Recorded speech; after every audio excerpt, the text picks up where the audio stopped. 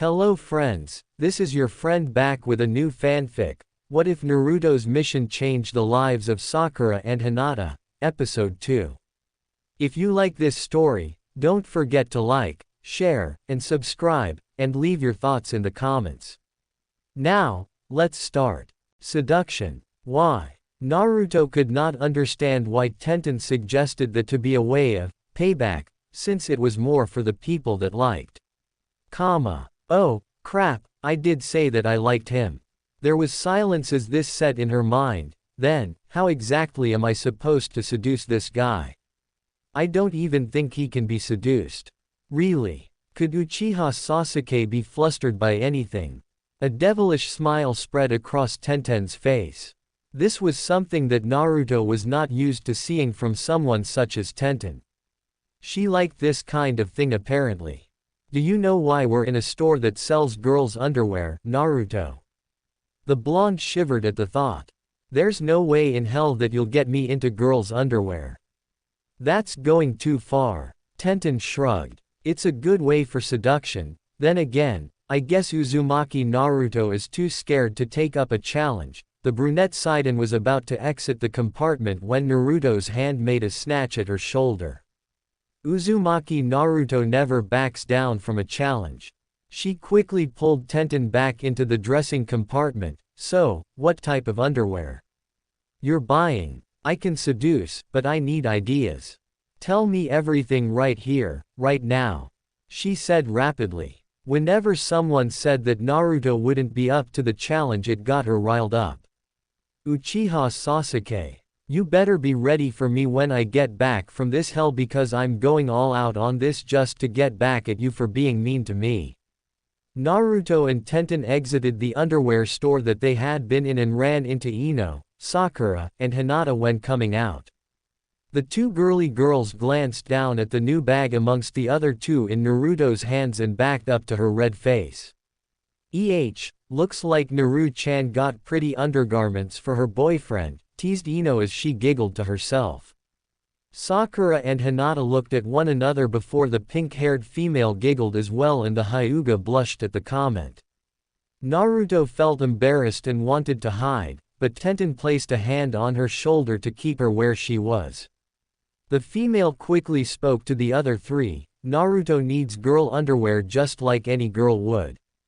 She felt that my plan for payback was too cliché and wouldn't be very amusing, so we just looked for underwear. She pointed to the bag in Naruto's hands, saying it isn't for payback purposes at all. A small smile formed on Naruto's face. Tenten was protecting her from embarrassment, now that she knew that Naruto wasn't too fond of her new gender. Naruto made it clear to Tenten that she didn't like being teased about being a girl, and Tenten seemed to understand a little. A friendly bond between the two grew, and Naruto felt that she could really trust Tenten. Ino scowled at the ground. And here I thought that it would be a good way to get back at a guy. Dressing lovely to seduce guys is something that I find fun when it comes to payback.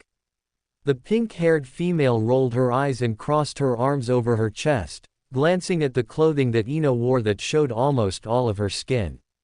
That's a big surprise. What was that billboard brow? The group looked to Hinata as she spoke up so they could hear her. Seduction wouldn't be the best thing for Naruto-kun anyway. I mean, what if the boy thought something different by her seducing him? Naruto thought about this seriously. There was no way that Sasuke would think that Naruto meant anything by it. He was too cold and cruel to have such feelings from being seduced. That was the reason why Naruto felt that Tenten's plan wouldn't work, but she wasn't about to drop the challenge. Don't worry about me, Hinata. I would never seduce anyone. The blonde smiled at the shy girl, who blushed in turn. The majority of the group gave Naruto skeptical looks as they thought, then what was up with that lovely jutsu you used to do all the time, but they kept their comments to themselves. What's this I hear about seducing? The group turned to the person that had spoken. He stood only a few feet away from them and had apparently eavesdropped on the group's conversation. Sakura didn't look too thrilled to see the guy as she questioned, "What do you want, Sai?" The male greeted her with no trace of emotion on his face. "Hello, ugly hag. I just wanted to know what was going on, seeing that Naruto is out of the hospital now.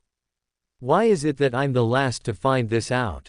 Sakura twitched at being called ugly hag, and a bloodlust filled the air, making the group look back and forth between Sakura and Sai a little worriedly. Naruto quickly interfered by putting in her own response. "Hey, Sai. I got out a few hours ago actually, so it's not like you missed much. And ignore that whole seduction thing. It's nothing." The blonde hid the bags behind her back, seeing that that was what the male was staring at. "So, Naruto," Sai started as his dark eyes came to stare directly into the blonde's, "I've been meaning to ask you this." Yeah. The poor blonde was so taken aback by the question that she dropped her bags and stared agape at Sai. Sakura, on the other hand, was quick to drive a fist into Sai's face at the question and yelled at him as he hit the ground rather hard, "Leave Naru-chan alone or I'll kill you." Fuming the whole while, making Naruto's shocked feeling go away, replaced by warmth from the protective action Sakura made for her sake. Naruto-kun. The blonde turned to Hinata, seeing that the female had the bags Naruto had dropped in her hands and was holding them out for Naruto to take. "Ah. Thank you, Hinata," she said happily as she took the bags from the Hyuga girl. "Nay, Naru-chan," said the other blonde to Naruto, "Sai isn't the guy that's giving you a hard time is he?" Only to receive a quick shake of the head from Naruto. "Damn, thought I figured it out." Naruto turned to Tenten. "What is she up to?" she whispered to the brunette. Tenten shrugged. "I guess she wants to figure out who your mystery man is without help from anyone." "Great. She'll kill me if she finds out that it's Sasuke-kun." A whisper went right into Naruto's ear. "So, who is it?" And she turned to Tenten. She looked very hopeful that Naruto would tell her, making the blonde feel guilty as she said, "I'm not telling," receiving an "ah" from the female. Naruto didn't want anyone knowing that it was Sasuke. Hinata was more than enough, so for now Naruto wouldn't tell. After Sakura made Sai formally apologize to Naruto for the unneeded question he had asked, the male seemed to want to stick around with the girls. Ino and Sakura quickly shouted, "No," and tried to get him to leave, but to no avail. He was glued to Naruto's side as he spoke with the blonde, asking what it was like being a girl so suddenly. This was a touchy subject for Naruto, so she didn't say much and had Tenten back her up at one point, telling Sai that he should be a little more considerate of Naruto's feelings. Sai was a little puzzled, not understanding why it was such a big deal, but seeing the glares that he was receiving from a certain pink-haired female he kept quiet about the topic. The group was sitting at the ramen bar. Sakura stood on one side of Naruto to keep an eye on Sai since he was standing on the other side of her blonde friend. The rest of the group sat on the stools. Naruto sat between Hinata and Tenten since she felt closer to the two of them than she did with Ino. "No offense Ino," thought Naruto as she glanced towards the other blonde, who looked as if she could care less about where she sat regardless and took the stool by Tenten.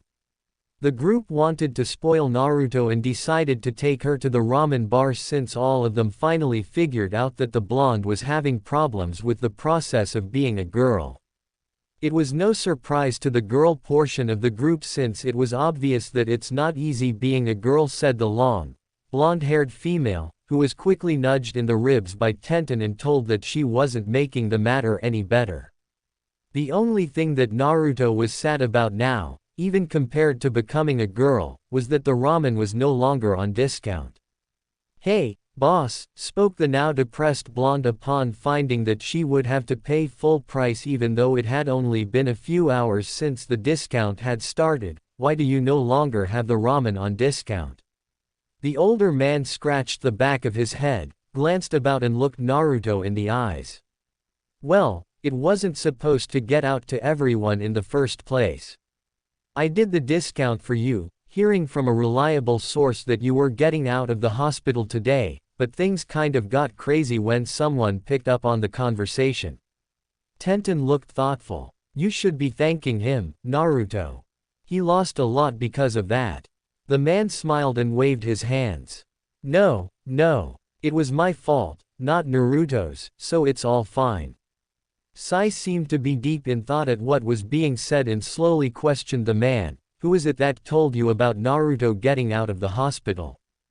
Geez, thought the blonde. Sai finished his question. He's really sore about not finding out that I got out of the hospital before everyone else. He told me not to mention it to anyone, so I can't say. Naruto became pensive. The only guy that knew she was getting out of the hospital before everyone else was Sasuke. Could it have possibly been him?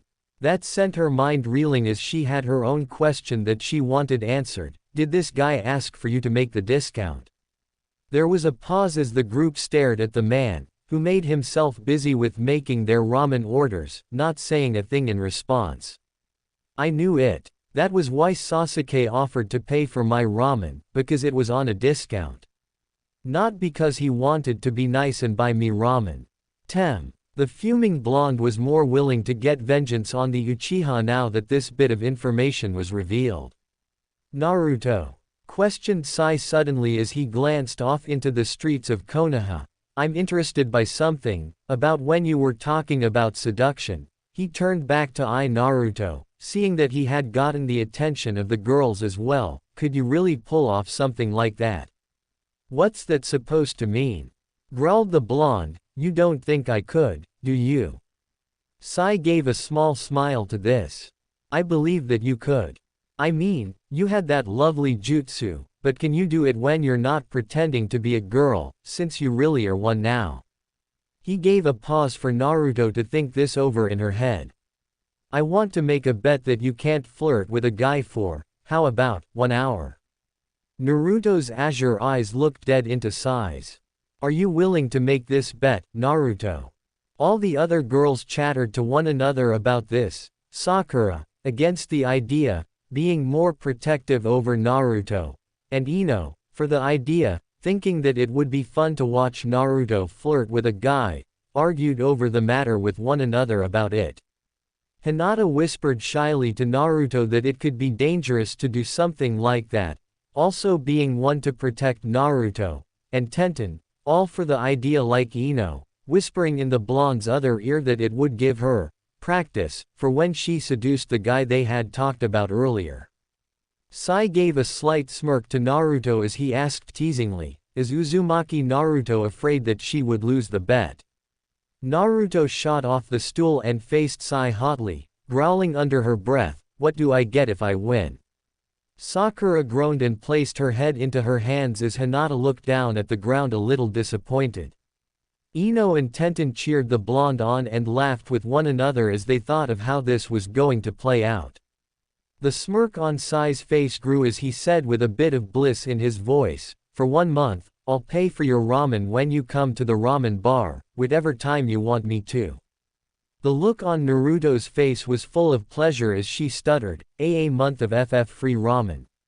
And quickly accepted the challenge, reaching out for Sai's hand to shake. Sai reached out and gripped a hold of Naruto's hand, squeezing it tightly as he pulled Naruto a step closer to him. Oh, and if you lose, you have to go on a date with me. Naruto stared dumbfounded at the male as he gave a polite smile in return. A date. My first date would be with Sai, if I lose this. The 4 girls standing around Naruto and Sai grew quiet. Sakura let her head droop a bit as she uttered the word, baka. Hinata looked worried as she said a silent, good luck, Naruto-kun. Ino and Tenten couldn't be happier with the stakes so high the way they were, though they both admitted loudly for Naruto to hear that she should have waited for Sai's part of the deal before agreeing. Ino couldn't help herself as she laughed over the matter and spoke between fits, as Sakura had said Naruto really is a baka. Naruto felt her insides crumble in fear of the possibility of losing, but quickly reassured herself as she remembered all the guys she had swayed by using the lovely jutsu. This should be a piece of cake. Right. That guy. You want me to flirt with him? What kind of sick person are you? Naruto was now wearing one of the outfits that Sakura had bought for her. On the whole, Sakura bought her 2 items of clothing, Tenten bought her the undergarments, and Ino forced a pair of night clothes on her. These items were now in the 3 bags held by Hinata. Ino and Tenten said that Naruto would do better if she dressed the part and put her into the tight-fitting, sleeveless shirt that had light pink, hot pink, black, and white lines running in a horizontal direction. Naruto twitched when they showed her the shirt, but since it wasn't as bad as some of the other shirts they tried getting her, she was also made to wear tight, black short shorts. The blonde did not like the way they fit, they were too tight. Wearing boxers was out of the question when it came to these shorts, so she was wearing the underwear Tenten bought her underneath. She wasn't too forgiving that Sakura had bought her these things since she knew that Naruto couldn't say no, in fear that she would hurt Sakura's feelings. She had given herself a quick look when dressed and found that she looked like an innocent girl that you couldn't help but want to hug since she was so little, and at the same time the tight shirt and short shorts screamed, "I want sexual attention." The sight terrified Naruto. If anyone dared touch her like Kiba had, she would murder without hesitating. Sai nodded to the blonde's first 2 questions, but replied, "You said you could flirt with any guy, so what's wrong with him?" To the last question, Ino and Tenten were roaring with laughter just behind Naruto. Sakura was muffling her giggles and Hinata stared at the person in which Naruto was to flirt with. She didn't see much humor in this like the others. The group acted as they were ninjas, and spied on the unsuspecting boy from a rooftop. Naruto glared at Sai for his comment and quickly pointed down towards the male they were conversing about. He wore all green, had a horrible taste in hairstyling, and his eyebrows were monstrous.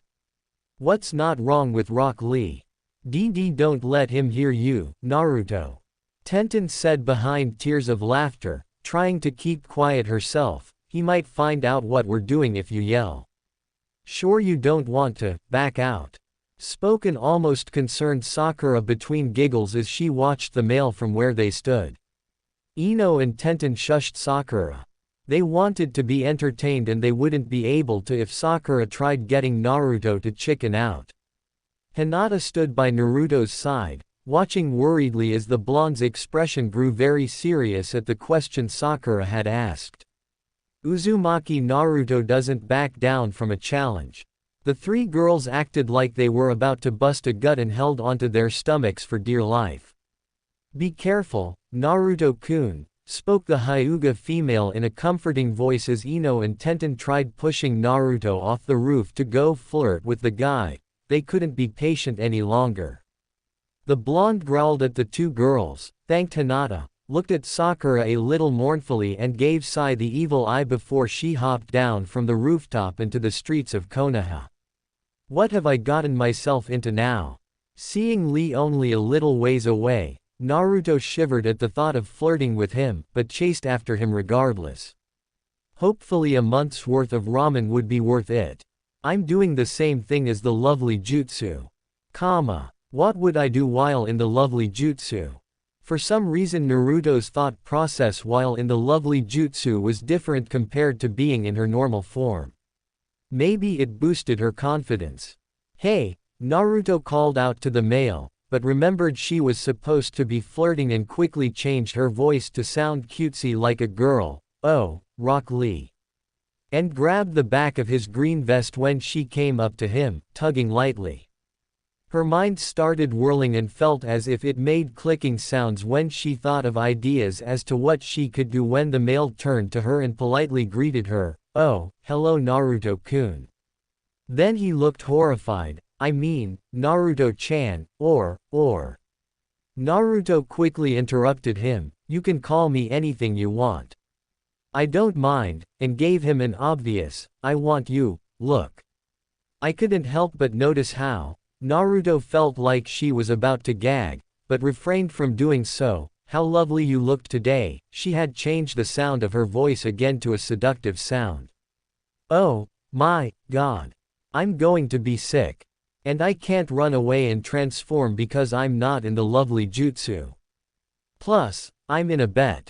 Why did I make that stupid bet anyways? Oh yeah, because I wanted ramen. Lee gave Naruto a questioning look, but went with what she said. Well, that is why I'm called the lovely green beast of Konoha. He made a dramatic pose to the title and grinned. What the hell? Did he just add the lovely part? And why the hell is he not flustered? He just agrees with me. How many people call him sexy? Not very many, I'm sure, so why isn't he being all sappy over this? Apparently I'll have to try harder. This only motivated the blonde even more. She knew that all of her friends were probably rolling around on the rooftops, laughing their heads off at this, but she was going to get through this bet. Lovely green beast, huh? I'll say you're a beast. Naruto made a lovely cat row after this and took a couple steps closer towards Lee, her eyes half closed to give off the fact that she mentally wanted to kill herself, checking Lee out.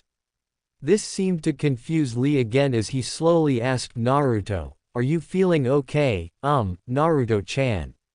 I do not recall anyone talking like a cat before this. Maybe you have come down with some kind of illness. Did you escape from the hospital before they were able to prescribe all of your medications to you? Arg. What the hell's wrong with this guy? Does he not understand when someone's flirting with him? No, Lee. She practically screamed in his face, becoming frustrated. I'm checking you out for crying out loud. I said you're sexy. I've even been giving you the freaking, I want you, look. And the cat noise falls under the same thing. Arg. She slapped her hand to her forehead. For some reason it felt like she was getting a headache and it really hurt. I've never dealt with someone so hard to sway. If a bushy brow is this hard, then what will it be like dealing with Sasuke? Ah, that'll be impossible. Is that true, Naruto-chan? The blonde looked back to Lee, seeing his face flushed and shocked. Her eyes widened when she saw his eyes brighten up. Oh, my, please don't let him fall for me like he did Sakura-chan. Naruto slowly nodded her head to Lee and the male's mouth kind of fell open as he stared wide-eyed at her. Oh, do you not think that way of me? She said a little bluntly. Rock Lee's face turned red and he started stuttering. Well, I did find you to be an amazing person, Naruto-chan, but never before had I thought about you possibly developing a crush on me. Now it was Naruto's turn to have her mouth fall open. Yes, this was what she was working up to, but for some reason when Lee said it, it freaked her out. Sai did this on purpose. He wanted me to suffer for reasons unknown to me. She made a quick glance to the rooftops. I hate you, Sai. I'll make you go broke from all the ramen you'll have to buy me. 30 minutes passed by as the group watching over Naruto stood in a store, acting as if they were shopping, but they didn't show any signs of doing so since their eyes were diverted away from all the items in the shop. They watched as Lee and Naruto sat across from the very place they were in, Naruto obviously hitting on the male who didn't seem to mind very much, though it looked to make him flustered now.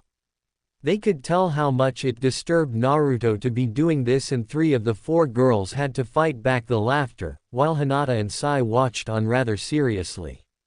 I have to admit, Sai, Sakura giggled as she walked over towards the male, this was a pretty fun idea you came up with.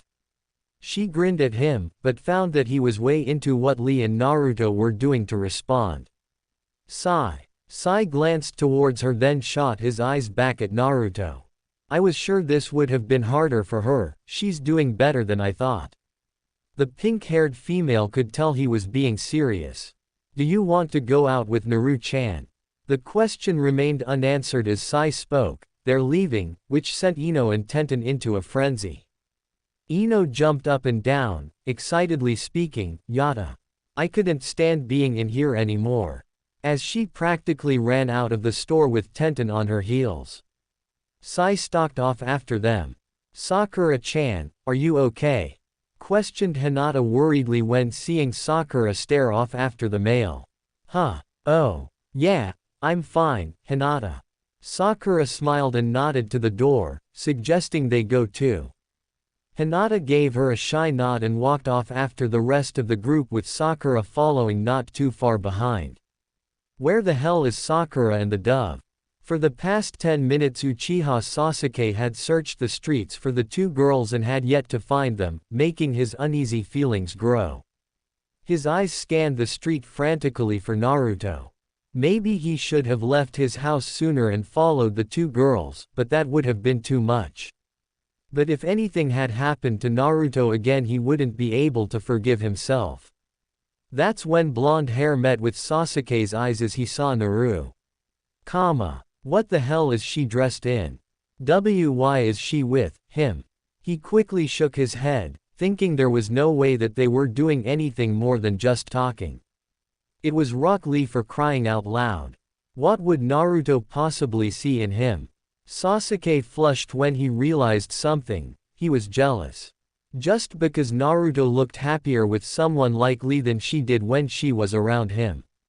Jealousy is not a good thing, and Sasuke knew this. He would never admit it, but he wanted to be the one that Naruto laughed and smiled with, not some guy like Rock Lee. He was about to march in the two's direction to take Naruto back to his house, but a pair of hands reached out and grabbed him from behind and pulled him backwards. When the pulling had stopped and Sasuke was allowed to figure out what had happened, he quickly pushed the hands from his shoulders as Sakura, along with Ino, Tenten, and Hinata, stood around him. The hands belonged to Sai, who was now watching Naruto from where they stood, a little tea shop that had people loitering about to cover them from the blonde's sight, to see what was taking place between Naruto and Lee. It looked like a stakeout to Sasuke, as he looked a little puzzled when everyone had completely ignored him and went back to leaning forward and watching Naruto like a hawk. Something about this didn't seem right. He was surrounded by 4 girls, 2 being die-hard Uchiha Sasuke fans, and yet, he was being ignored. What the hell is Naruto doing that's so entertaining? What's going on? Demanded the furious Uchiha when everyone acted like it was normal to sit and gawk at 2 people from afar. Sai thought of the question for a moment, then replied, "We're watching Naruto flirt with that Lee guy over there." Flirt. Sasuke was completely shocked and couldn't believe this. Naruto flirting with Rock Lee. What was wrong with this picture? When Sasuke saw that he had grabbed the whole group's attention by acting this way, he turned his expression back into the normal calm and not caring expression that he usually had on. This didn't exactly reassure Sasuke. He just wanted to beat the hell out of Sai now, but refrained from doing so as there was a squeal mixed with laughter made by Ino, and he turned to see what had happened. Sasuke watched as Naruto was pulled into a hug by Lee. The Uchiha's mouth parted slightly. Tenten was no longer amused by this. I think Lee's really being serious about all of this. I mean, sure, the guy's overdramatic and all, but after watching how he's been reacting towards Naruto all this time, then this, she looked over to Ino, what do you think? And became curious, watching Sasuke's face while he looked out at Naruto and Lee. The blonde female's smile subsided and she thought about this. Well, now that you mention it, he does seem to be acting like he likes Naru-chan. Sasuke glared off at Lee. It felt like something snapped inside him. Ino couldn't contain herself though, as she came out of her pensive state and back into her giddy mode, but he hugged her. Sure, the guy's really creepy, but at the same time it's kind of sweet, in a bizarre and weird way. Ino quickly turned back to the brunette next to her and smirked. Hey, Tenten, how much do you want to bet that Naru-chan gets kissed before this is over? The Uchiha flinched. Kiss? I don't think Naruto-kun would like that very much, spoke the shy female, watching worriedly as Naruto finally broke from the hug with the male. I think Naruto-kun would rather be herself and not do any of this. Sasuke repeated Hinata's words to himself. She had a point. Even when Naruto did the lovely jutsu, she never flirted for such a large amount of time with someone, no matter who they were. Knowing this, Sasuke strode out of the area in which they were hiding. Sasuke-kun, spoke the pink-haired female rather quickly, if you go out there and stop her now, she'll have to go out with, she pointed angrily at Sai, that thing. Sai didn't seem to take offense to being called a thing, and shrugged. Let him do it, I don't mind going out with her. Sasuke turned back towards the group, locking his eyes directly with Sai's. What was that? Trying his best to remain calm and collected about the new information bestowed upon him. Naruto marched down the street, trying to keep Lee from wrapping his arms around her again. She didn't like it so much, but he did. The only reason Lee had even hugged her was because she happened to agree with him on a subject that he felt strongly for, Sakura. Lee said that he no longer felt alone in the world since Naruto used to like Sakura as well. The hug, itself, wasn't too terribly long, but Naruto really couldn't imagine what she would do if he held her again. Maybe if he were Sasuke then. A blush spread across her face. Why did I suddenly think of him? An outburst of inner conflict took over her, now realizing that there was no hiding it from herself. Fine. I'll admit it already. I like the damn theme, but I will not admit anything past that. I swear though, the next time Sasuke says something to me that's mean or if he touches me it'll be the end of him. Naruto-chan, questioned Lee a little worried when Naruto was so quiet after they had been talking with one another for so long. Damn that name to hell. Lee had to keep referring to her as Naruto-chan, and it was driving her insane. I know that you had worded how you feel for me. Naruto felt exhausted suddenly at this, but, I was thinking, Naruto-chan, Lee became a little fidgety as he went on, I would like it if you would become my girlfriend. The azure eyes widened at his statement as she continued to walk on ahead. Did Naruto really attract this guy by playing him? She had thought that maybe she had just flustered him was all. This was getting out of hand. She needed to get out of this as quickly as possible, but she still had a while before the time was up. What was she going to do? Really? Yes. Lee slowly reached out and grabbed onto Naruto's shoulders to turn her around and spoke in his serious tone, I would die to protect you. Even if you were still Naruto-kun. The blonde would have twitched to this, but when he had made the statement that he would have protected her to the death even when she was a guy, something seemed to make her feel very happy and the creepy feeling that Lee gave off went away. Lee was the first guy that treated Naruto the same as he had before. Sure, he asked her out, but she was the one that made the first move. Naruto was about to say how she felt about this, tell him thank you maybe, but she was pulled closer to Lee before she was able to. A little too close to him even when she had decided that he was no longer creepy. Lee, I just got a good mental image of you and now you're killing that image. I know that we have not had enough time to get to know one another better, Naruto-chan, but… he's going to kiss me. Naruto wasn't fast enough to push Lee away and thought that her face was going to be pressed against Lee's in a kiss, but he made a sudden stop and gave a questioning, before he was thrown to the ground. Thank you, whatever it was that made Lee stop from Uchiha Sasuke was now standing where Lee once stood and glared down at the male. This wasn't good. The last time this happened, Naruto got dragged off for no reason and had to put up with a moody Uchiha for a while. This time, however, she was the one that had started it, so Sasuke would probably be in a worse mood than before. Maybe he won't get mad since it's Lee, then again, Sasuke's been weird, so there's no telling. Naruto felt that Sasuke was trying to play her parent, he fit the stereotypical parent, constantly telling her to be careful and getting on her case for such things like this. It was kind of annoying. There was no parental playing from Sasuke in his next move compared to the time when he had pulled her away from the scene at the ramen bar. Instead the Uchiha grabbed Naruto's hand and pulled her towards him. What's he doing? Is he just going to take me away without a word to Lee? But Naruto was wrong. Don't touch her, the raven-haired male growled as he draped his arms around Naruto's waist, drawing her closer to him. She's mine. Naruto's eyes widened. She looked up into Sasuke's face to see if he was possibly screwing around, but it revealed nothing more than a serious expression as he continued to glare at Lee. I'm his. Is he serious? She's mine. No matter how Naruto tried, all she could think about was what Sasuke had said to Rock Lee, holding onto her tenderly while saying it as if it were true. What did he mean by it though? Naruto wanted to ask so badly, but found herself feeling a little awkward now thanks to Sasuke and his stupid words. They were now in front of the Uchiha's home. Everything from the point where Sasuke had confessed that Naruto was his seemed to pass by rather fast.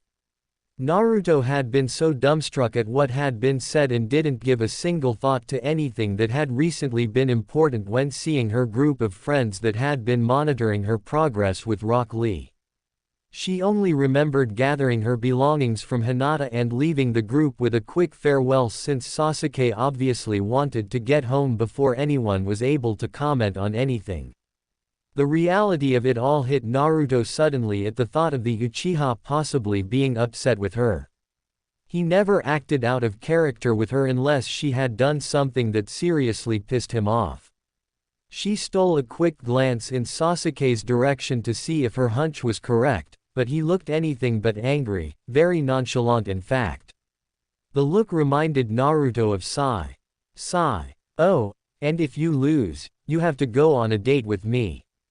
The bet. Even when Sai had been right there in front of her, she hadn't given a thought to the bet at all. Just thinking about the stupid jerk now reminded her of everything that she had been working for. Her thought process began spinning in fear of the possibility that Sasuke had taken her away from Lee before her time was up. What if she didn't make it? Would Sai really force her to go out with him? She was on good terms with Sai, most of the time, but she didn't want to go out with him. Feeling frantic, and obviously looking at it since the expression on Sasuke's face was that of concern and bewilderment, Naruto quickly grabbed onto Sasuke's shirt and tugged rapidly while questioning, the bet. The bet. Did I win the bet? If Sasuke didn't even understand what she was talking about, she would kill. She didn't care if she did like Sasuke as more than a friend, she would kill. The raven-haired male took it upon himself to give this thought before answering, something that seemed to lessen Naruto's lifespan by a few years in the process. You didn't win. You still had about 5 minutes when I came into the picture. Was it possible to die from news such as this? Naruto felt as if she had been shot. The perfect picture of Sai smirking and saying, I won, completed her mental death and she froze in a state of shock. Naruto. The blonde didn't budge when Sasuke lightly tapped her forehead. If it makes you feel better, I had a little talk with Sai. Come to find out that he was just joking when he said he wanted to go out with you. The Uchiha jumped when Naruto sprang to life all at once to this, but it didn't last long. Naruto's brow furrowed. Sai, she said in a seething voice at the thought of flirting with Rock Lee for nothing. Her anger suddenly turned towards Sasuke. Sasuke. If he hadn't interfered then she would be eating ramen right now. The male's gaze grew questioning. What? Don't tell me you're mad that I got you out of that situation. He was surprised when Naruto continued her scowling. Are you saying that you wanted Lee to kiss you? His voice had a bit of a tremor to it. Naruto noticed the change in Sasuke's attitude. If you were around a stoic jerk that showed no real emotion to anything except things that upset him, then it wasn't hard to tell when he truly reacted to something. She smirked. It was time to have some fun. I never said that I didn't want him to kiss me. She crossed her arms. I'm a girl after all. Why wouldn't I want a guy to kiss me? A trip to the bathroom and scrubbing her tongue with a bar of soap sounded heavenly.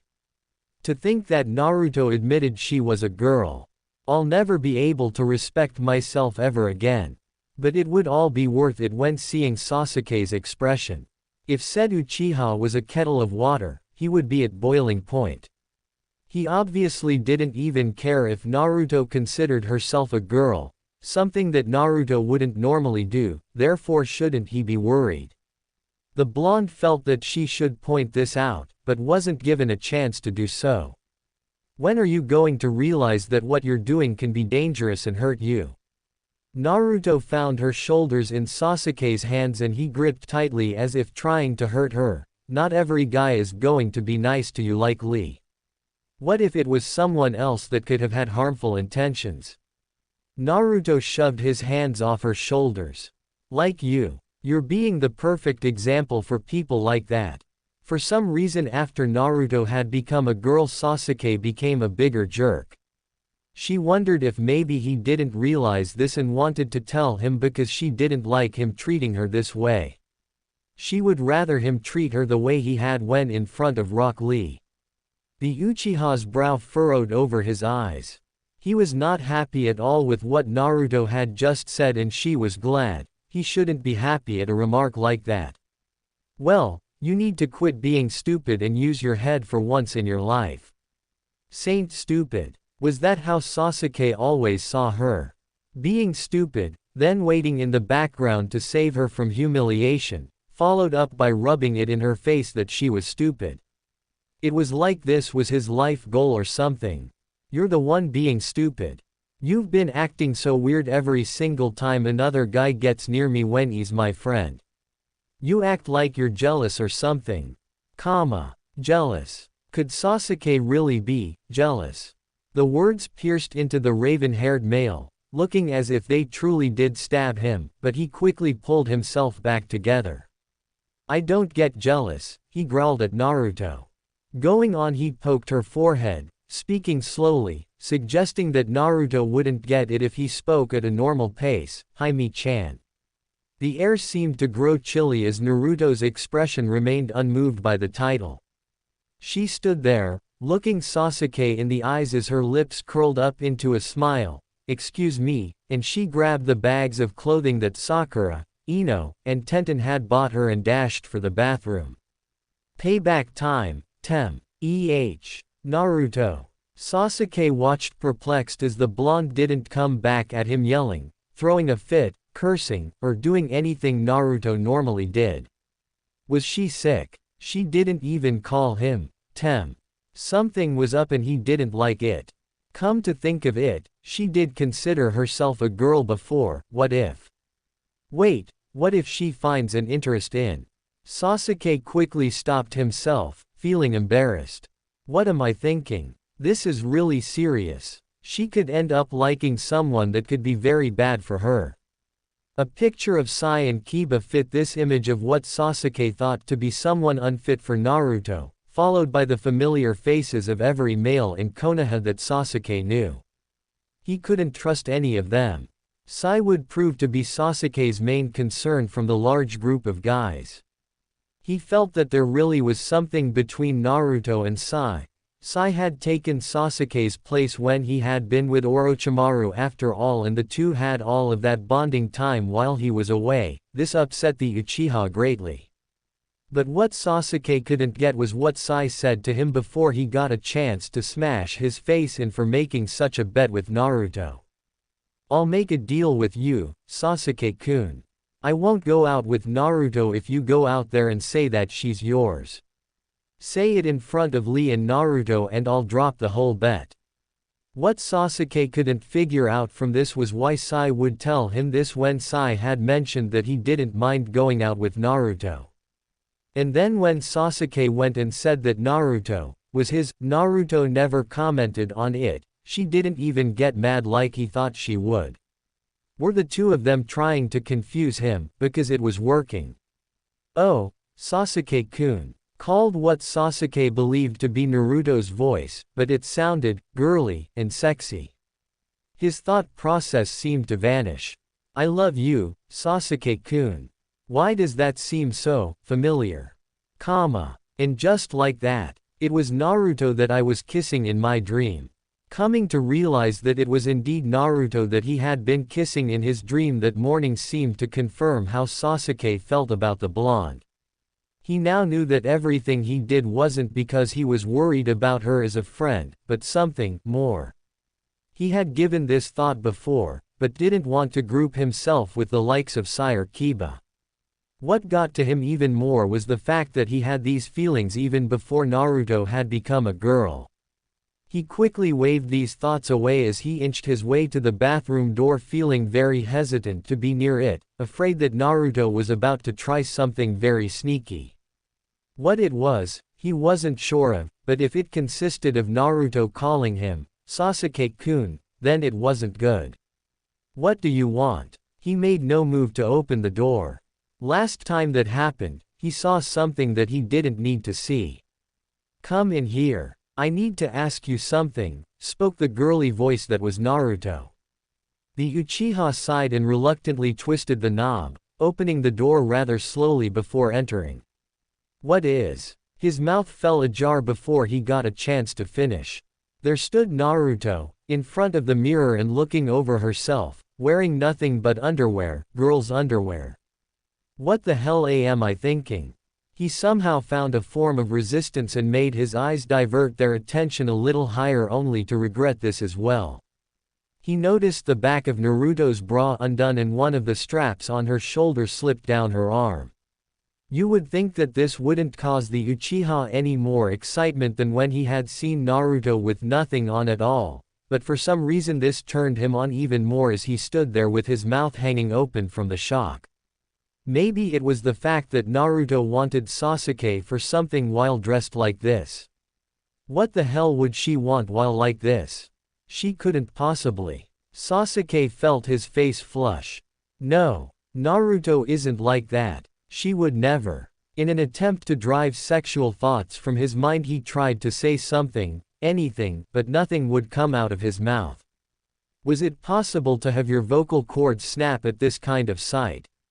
The urge to walk over and hit Naruto for dressing like this and calling him in cursed through his body, and he thought of doing it until an urge to walk over and touch the blonde fell in place of it. That would most definitely not be good. He was able to remain in control and did neither to his relief, but ground his teeth together upon realizing that his lustful feelings for the blonde created a problem that wasn't as easy to control. Damn it, I can't. Sasuke closed his eyes and held them shut to keep from looking at Naruto. This was too humiliating and not needed at all. What if Naruto noticed how he was acting? Or that he was excited because of her? Okay, so Naruto got dressed in the underwear even though she hated the itchy feeling provided by the bra and the tightness of the panties compared to that of boxers. What she wanted to see was how Sasuke was going to react, since this little show was just for him. Act cute and innocent. Don't try and push anything or it could get you in trouble. Tenten told her when she picked out the underwear for Naruto. She had even given Naruto tips on how to act, which helped greatly since she wasn't used to doing this while out of the lovely jutsu form. Cute and innocent. Just think of doing the lovely jutsu. Lovely jutsu. I'm doing the lovely jutsu. It's the same as when I did it with Lee. Naruto turned her head towards the Uchiha, looking mournful as she spoke in a sad, yet overly cute voice. I don't look good in these, do I? Examining his face while she waited for a response. There was a dark blush on his face and his eyes, that were recently shut, were staring at her as if she had spoken in another tongue. She couldn't help but think that this was funny. To think that Sasuke could be swayed by such things. Her own face showed a little pink at the thought, but she went on. Come on, Sasuke-kun. She walked towards the Uchiha with a sway in her hips just like Tenten had instructed. Tell me if I look good or not. The male took a step back for every step she made towards him, the two of them now out of the bathroom.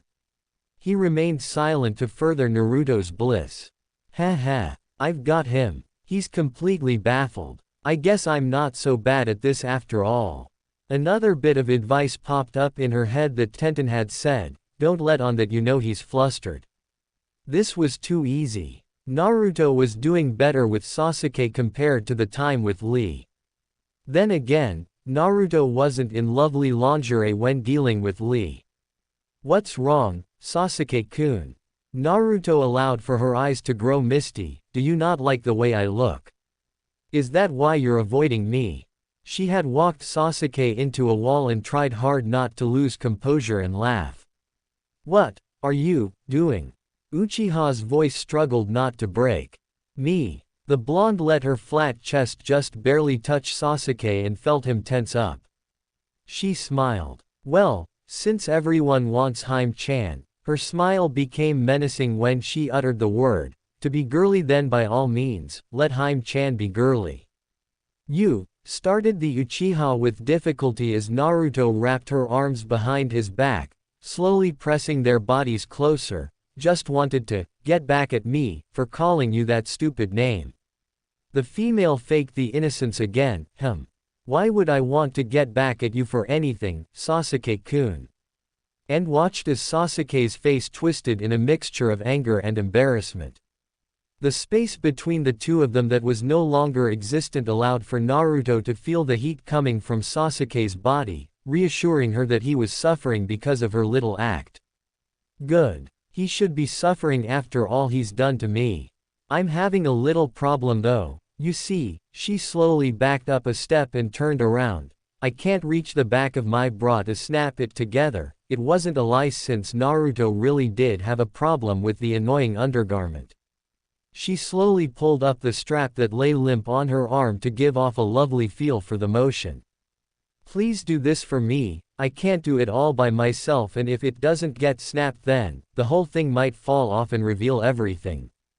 That would be horrible, spoke the blonde in an innocently unknowing voice. Sasuke understood exactly what was going on. Naruto was getting back at him for calling her Haim-chan.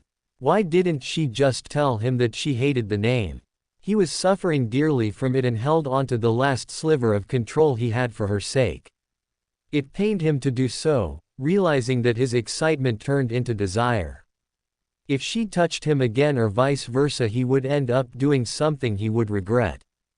Go to the bathroom, take it off, and snap it yourself, then put it back on, as well as some clothes. The male struggled with his words, making each individual segment appear to make a sentence alone. He clenched his fists tightly when Naruto didn't make a move from the spot. She obviously didn't like his idea and began stripping herself of her bra right there. I think it'll be fine if I did that right here. And kept her bare back open to Sasuke. His eyes grew lustful at the sight and he felt a throbbing sensation between his legs. It was hard not to give in as he became hotter and hotter with every second that slowly passed. Naruto pulled the bra back on, oblivious to the danger she was about to be in if she didn't quit this act that was slowly killing Sasuke. Naruto glanced back at Sasuke and saw him struggling and mentally cheered herself on. She had been in a fix when she found that she couldn't get the bra snapped, but ended up creating her own idea of seduction from it. Wanting to tease Sasuke just a little more, because it was fun, she turned back around and roughly pressed her chest against his, feeling him tighten up to the touch again. Naruto smiled knowing that she could make him feel agitated just from her touching him. So, what did you mean by, she's mine? She slowly rested her head against Sasuke's chest and waited for an answer, listening to his heart thump against his chest at a rather fast pace. Naruto blushed at this and quickly continued, not noticing that she suddenly dropped the girly voice when doing so. You weren't being serious, were you? I mean, if you really felt that way, you'd tell me, wouldn't you? The blonde felt her own heart race at this and she held onto Sasuke tightly upon realizing that this was no longer an act, but a real question. Naruto, I can't talk to you when you're doing something like this. This seemed to catch Naruto's attention. Why couldn't Sasuke talk to her right now? It kind of upset her.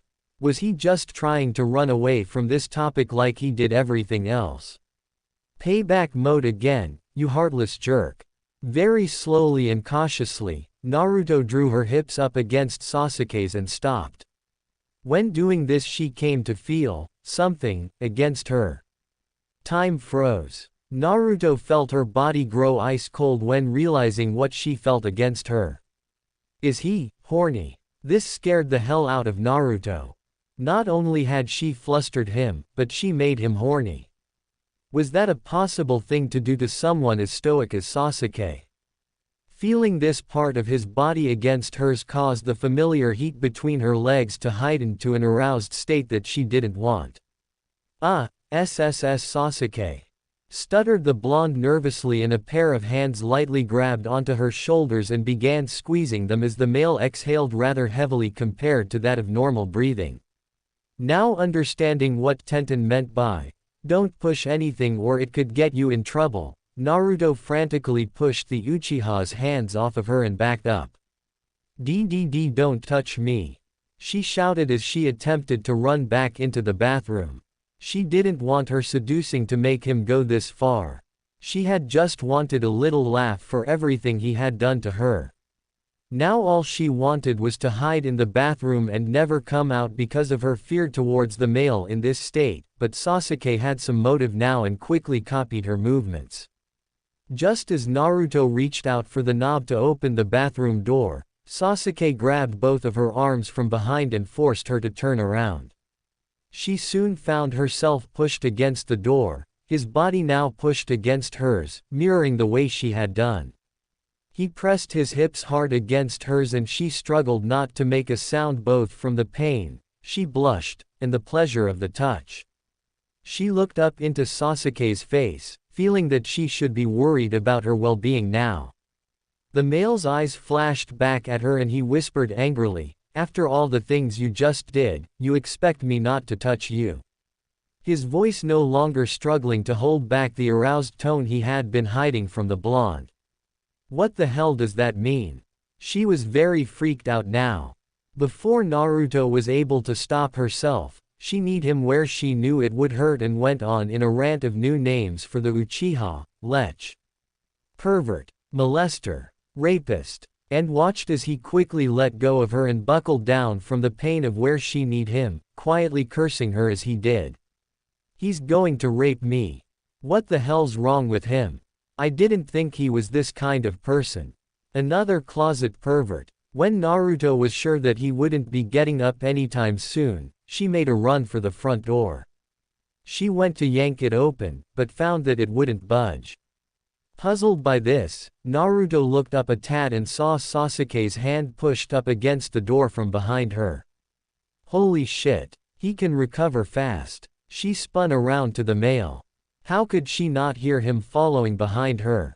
Then again, even in a mission she wasn't this frantic over something, so not being completely alert to everything around her seemed to make sense. What the hell is your problem? The Uchiha looked to still be in pain from how hard Naruto had kneed him, but ignored it and let his eyes travel down Naruto's body. This added to Naruto's fear of the male. Quit looking my body over, you pervert. She knew that this was a girly thing to say, but she couldn't help it. He was freaking her out. And, well, she was a girl now. It was silent and Onyx eyes made their way back up to Naruto's face. He had on the, "You really are an idiot," look. "I was hoping you would understand what I was hinting at when I did that." The blonde's body tensed. The familiar sensation of being turned on, yet again, resulted in this conclusion of Naruto's. She didn't want Sasuke to know this was how she was suddenly feeling, in fear that he would be more inclined to force her on his bed and do as he wished, so she stuttered quickly, No way. I'm not doing that with you." Sasuke's serious expression was shot down to this, obviously seeing he had poorly worded what he meant. "What the hell are you talking about?" He quickly pointed down at her body. "What I meant was that it wouldn't be smart to go outside in your underwear, done."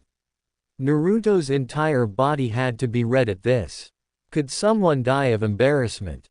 If so, she should already be dead. She hated that she had assumed this, but quickly blamed Sasuke. Well, If you'd just say what you mean instead of looking at my body then practically telling me to guess what you mean by it, then I wouldn't have to get confused, Tem. She crossed her arms over her barely clothed chest and went on to pout about not being more informed of these kinds of things. Why was it that everyone loved the guessing game anyways? Naruto was never good at it, so why continue to torture her with, Naruto, guess what I mean by doing this?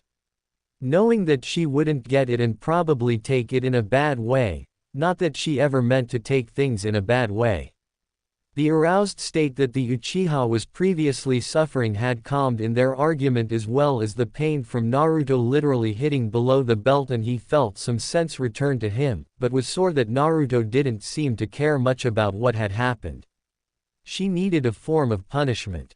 Naruto. What now? When Naruto turned, Sasuke marched forward towards her. She immediately took to walking backwards away from him, but found that this was a mistake, and what Sasuke wanted, when she fell over the arm of his couch and onto the hard furniture. Before Naruto had a chance to get up, Sasuke quickly straddled her, his hands now gripping her wrists roughly. Sasuke, what are you doing? The blonde sounded alarmed, this being the reaction Sasuke wanted as he brought his face so close to hers that he could kiss her if he wanted, but declined to give in and do such a thing right now. He pulled both of Naruto's hands together and held her wrists with one hand, letting the other comb through the short blonde hair and down to her chin and grasped a hold of it to make sure that she wouldn't turn away from him, is for wearing nothing but underwear and for kneeing me. Naruto looked to be very pissed by this. She was able to get an arm free and grabbed his shirt threateningly. Don't screw around with me, Sasuke. I'm still a guy. So don't treat me like a ditzy girl. If you're really my friend, you will understand what I'm saying.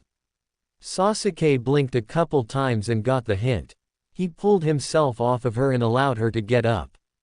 He was only treating her this way because he was concerned about her getting hurt when she was around other guys. Other than that, he was treating her all the same. Well, straddling her was over the top, but he wanted her to understand what guys were really like. Naruto wouldn't understand because she was among the few men, well, technically women, in the world that didn't show a major interest in sexual activity. It was best if she learned this way. I get it. You're still Naruto. But you have to understand something too. You can't go around freely flirting with guys like you did today. I don't want any of them to hurt you, done. Can't you see that? I mean, I really. Okay, I get it already. I'll be careful when I'm around guys. I won't flirt with them or seduce or anything, okay? Does that make you happy? If Sasuke had to take a guess, he would say that Naruto was not happy with this, not because she wanted to flirt, but because he was still trying to protect her, therefore, he was treating her differently. As long as she understands. His eyes traveled down her body again. Not purposely eyeing her, he just happened to look her over and decided he would have to get used to her new appearance. He was just curiously getting in a couple glances while she was dressed this way. Naruto didn't notice though and moodily made her way to the Uchiha's bed and crawled in it as if getting ready to go to sleep. Naruto spoke to the raven-haired male after following her to the side of his bed. The blonde shot up and hissed, "Why do you keep bugging me?" Sasuke eyed her body again, but instead of assuming that she'd follow suit he went on, "Unless you're planning on sleeping in your underwear, I'd suggest you get dressed in your bed clothes." This seemed to agitate Naruto. Her, "Grr, leave me alone," face changed dramatically into a cute, "oh crap," expression. "Oh, bed clothes. Right, she got up and slowly made her way to the bathroom, but instead of going in she looked back at Sasuke and warned him, "Go to sleep or all." She trailed off, apparently she couldn't think of anything to do to him that wouldn't cause a horrible outcome and quickly slammed the door because of it. That was threatening, he thought sarcastically, taking no liberty in moving from his spot to go to sleep. He wasn't too trusting of her anymore and thought that he could handle anything after seeing her in the provocative underwear. After a couple minutes Sasuke grew tired of standing and went to sit on his bed.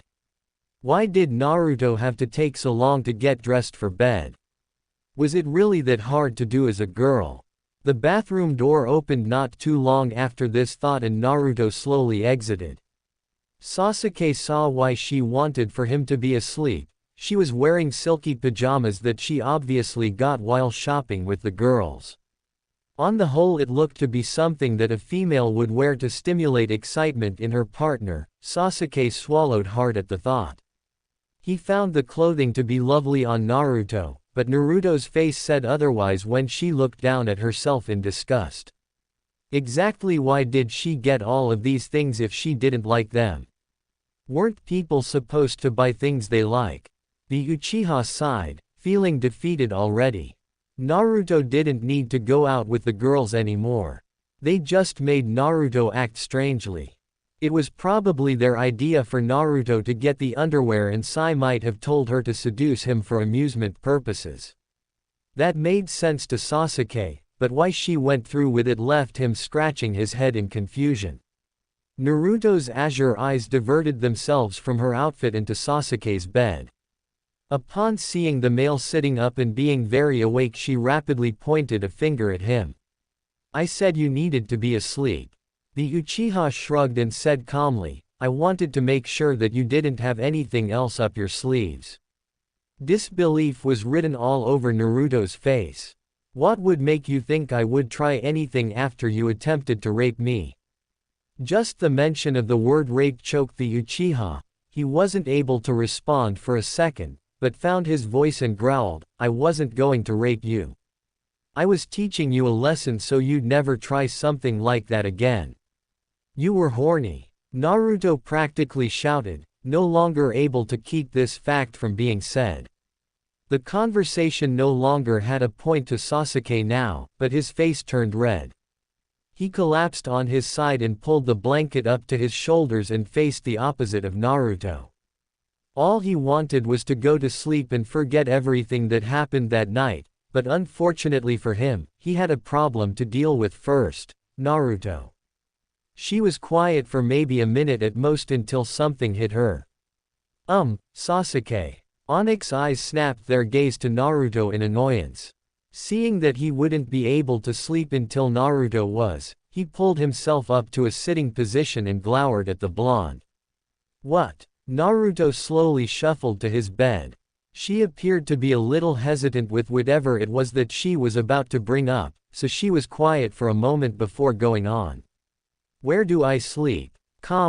This can't be happening. Sasuke looked around. It would be harsh on his part to tell her to sleep on the floor and his couch wasn't that comfortable to sleep on. He eyed his bed. There was no way he'd be able to sleep with her in the same bed as him, but where else could she sleep? On the bed, he said in a serious tone that almost sounded emotionless to show Naruto that he wasn't thinking of doing anything to her, which he was almost positive that he wouldn't. It was just going to be hard for him to get to sleep. This probably wasn't the best way to put it though. Naruto's eyes grew wide. No way. I'm not sleeping on the same bed as. Why not? Interrupted Sasuke a little annoyed. If you were a guy you wouldn't have a problem with it, would you? He felt that maybe it was a mistake to bring this up because Naruto's expression grew solemn and sad, but she hid it quickly with a pout. You're right. I wouldn't have had a problem at all sleeping with another guy while I was a guy because that kind of thing happens all the time among men.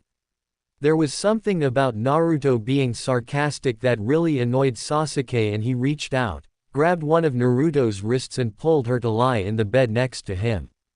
Just shut up and go to sleep already. After a few minutes of trying to get to sleep even though Naruto was really tired, she could do anything but sleep.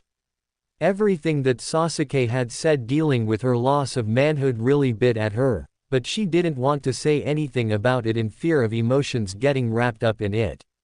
She turned to Sasuke to see if he was asleep, but it was hard to tell since he was facing opposite of her.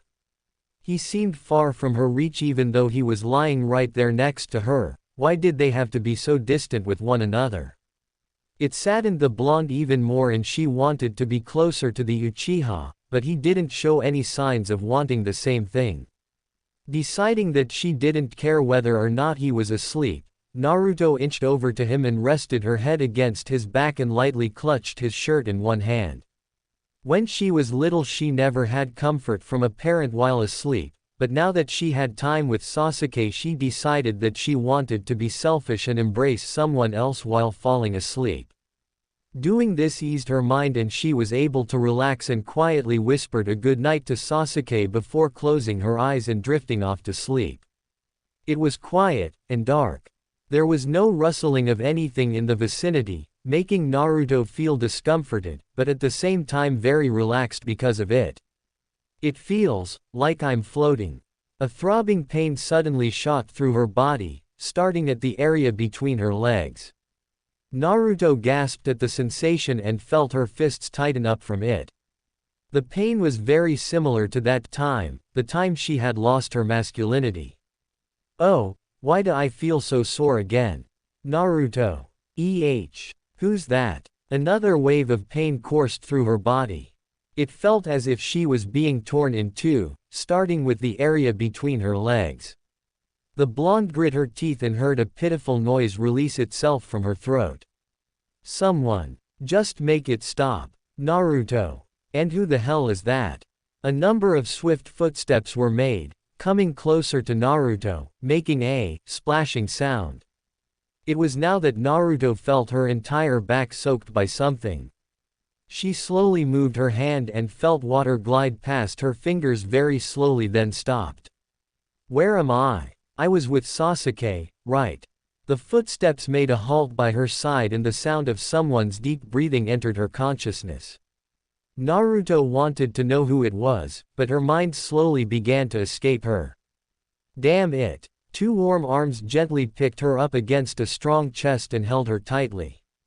Though it was gentle, the unbearable pain shot through Naruto's body again and the blonde felt herself make another pathetic cry. The arms tightened their grip around her in response.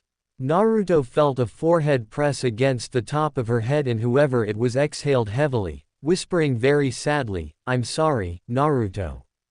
I should have come on this mission with you even after you said no." And just like that it hit Naruto. Sasuke, you came for me. Slowly everything seemed to fade away along with the blonde's consciousness.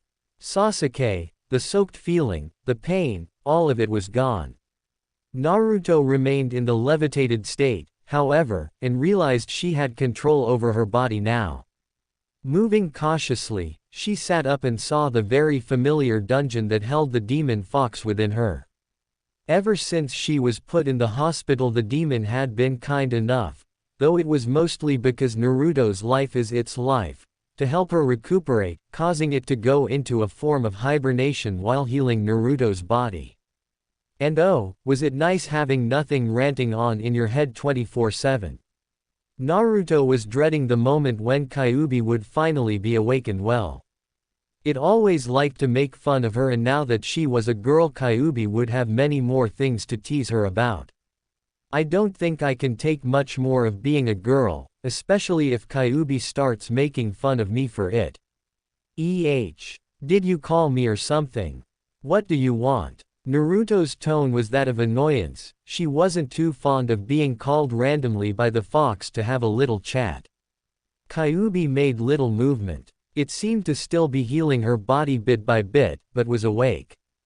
This was obvious because the large red eyes stared at Naruto through the bars. I just thought that I would let you know that your body is close to reaching full health again. Naruto crossed her arms moodily. You woke me up from a dreamless. She paused for a moment, knowing very well that it wasn't exactly a dreamless sleep, and looked up to the grinning fox, who also knew that she had had problems sleeping since it knew everything the blonde thought and did. Well, you woke me up anyways, you damn fox. She grit her teeth and said in a more seething voice, was that all you had to inform me on? Well, If we're going to mention everything, the nine tails swished around the fox's body in a delighted way.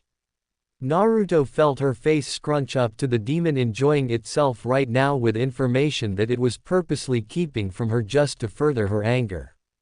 As a bonus for being such a sweet little kid for me all these years. The blonde cocked a brow. Whatever Kyuubi did, it was done purely to torment her.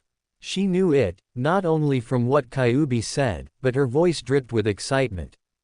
I went ahead so you wouldn't have to wait for. It paused as if to think if it really wanted to tell Naruto what it had done, then continued, oh, you'll find out when you wake up anyways, so it doesn't matter. The fox quickly pulled its head around to nuzzle against its tails and rest more. Naruto breathed noisily and clenched her hands tightly to keep from screaming her head off at Kyuubi. What was wrong with Kyuubi? It was annoying her to no end with this kind of thing. For the past few days while Naruto had been resting in the hospital, Kyuubi had teased her about her new gender every time it stirred from its sleep, furthering her irritation and kept on about some big project it was working on for her. This must have been another act of teasing from the fox.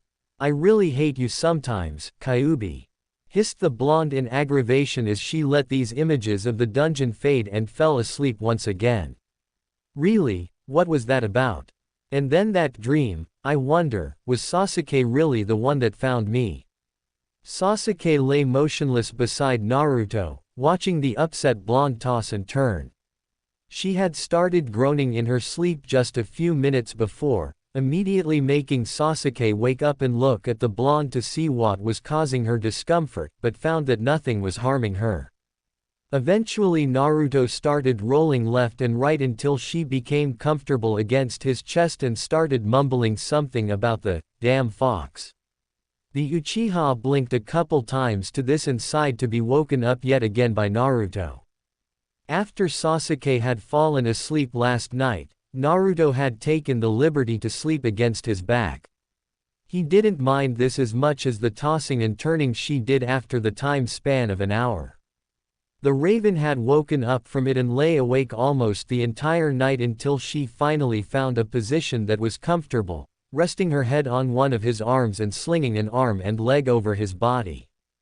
This position unnerved Sasuke since she was practically on top of him, but Naruto wasn't moving much after this, so he fell asleep, until now. Can you not sleep quietly, Dun? I need more sleep than this. The blonde snuggled up against him and something warm and soft pressed against his chest. Sasuke looked at the sleepy Naruto as if expecting her to be able to explain this in her sleep, but decided to pull the covers back to figure it out himself. Naruto. What? How? When? Onyx's eyes fell on Naruto's body. Her chest, that had recently been almost as flat as a board and unnoticeable just last night, was now very noticeable. The cut in her shirt showed a lot of cleavage and looked to be struggling to keep the material from ripping. Curiously looking over the rest of her body, the Uchiha found that her figure was no longer just cute, but mature. She now possessed very dangerous and alarming curves that bested the other kunoichi her age. Slowly, he reached out and grabbed onto Naruto's shoulder to shake her lightly in hopes that she would wake up, but all this caused was her groaning and pushing away from him. Naruto obviously wasn't ready to wake up. He tried again, this time a little more forcefully. The blonde grabbed the pillow she was now laying on and hit Sasuke with it, telling him to leave her alone in the process, and went back to her own little world to mumble about foxes. Why, you little... Sasuke pounced on Naruto, wrapping his arms around her body in an attempt to force her to sit up, but when he felt his hands cupping something very soft, he quickly admitted defeat and let her go. There was a light tapping on Sasuke's door and the male stiffened. Who in their right mind would visit him so early? Didn't everyone know that he wasn't a morning person? Even though he was reluctant to do so, he climbed out of the bed to answer the door. The warmth he felt was quickly cooled at the temperature his house provided, making him even more ill. Once arriving at the door, Sasuke heard two voices talking just on the other side to one another. He felt like growling at the unexpected guests, but refrained from doing so when he opened the door. "What do you want?" He flinched at the sound of his voice being groggy and hoarse. He had good reason since he had stayed up most of the night because of Naruto's sleeping habits. Standing in front of Sasuke were his old senseis, Kakashi, looking to be in his normal, easygoing mood as he greeted the Uchiha with a "yo," and Iruka, who just waved and stated why they were there. "Hokage-sama informed us that Naruto was here." Sasuke watched Iruka for a moment before responding, "Yeah, she's here." "What do you want?" He wanted so badly for his voice to quit sounding so horrible because the two in front of him seemed to take notice of his abnormal speech and eyed one another suspiciously.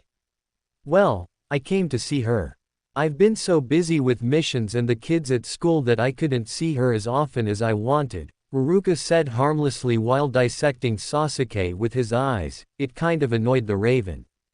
"And I was instructed to give her this." Kakashi whipped out a sheet of paper and placed it in Sasuke's line of vision for the Uchiha to see what it was.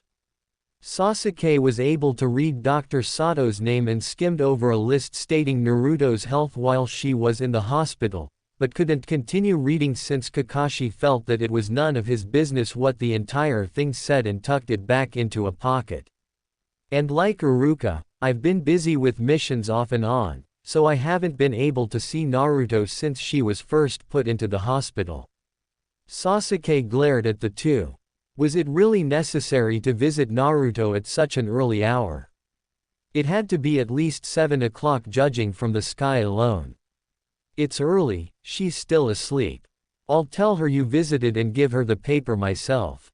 Iruka looked as if he were about to shove Sasuke out of the way to see Naruto, while Kakashi watched the Uchiha curiously and seemed to smile behind the mask. "I hope there's no reason why you wouldn't want us seeing her. If there was," he purposely trailed off and smoothly glanced over to Iruka, whom the both of them knew the answer was, "Iruka will kill you." The Uchiha hated that they were acting as if he had committed some horrible crime and wanted him to spill his guts about it. He did nothing wrong. But they were already suspicious enough, so there was no need to make it worse by arguing with them. "Fine, you can see her." Sasuke grudgingly allowed the two men to enter his house. Kakashi and Iruka looked around, appearing to be lost because they didn't know where Naruto was. Peering around for a moment, they finally looked at one another, then at Sasuke. The question that Sasuke was dreading came into the picture: "So, where's Naruto?"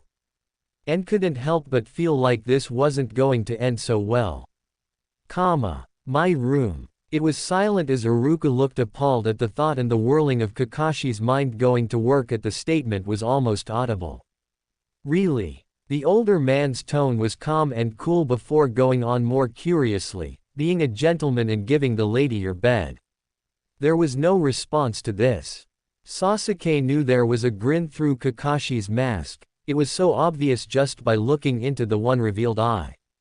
Whether Kakashi had taken the silence as a yes or no was uncertain to Sasuke, but he had an idea. "For his sake, I hope he was a gentleman. If I find anything wrong with Naruto, then you can't stop me from strangling him, Kakashi." The silver-headed man shrugged to this and continued to watch Sasuke as the Uchiha shifted uncomfortably at how things had been blown out of proportion, but kept his calm and cool demeanor. Did they have to jump to conclusions so quickly? Why would they think of me doing something like that to Naruto? They're idiotic, really. The three of them silently entered Sasuke's room and saw Naruto sleeping in a very interesting sort of position on the bed. She no longer had any of the blankets covering the upper part of her body, so her silky and stretched pajama shirt was exposed, as well as her now developed chest. One of her arms reached above her head and the other fell off the side of the bed. Both of her legs were still wrapped in the blankets, but one was bent up while the other stretched itself to the bottom of the bed.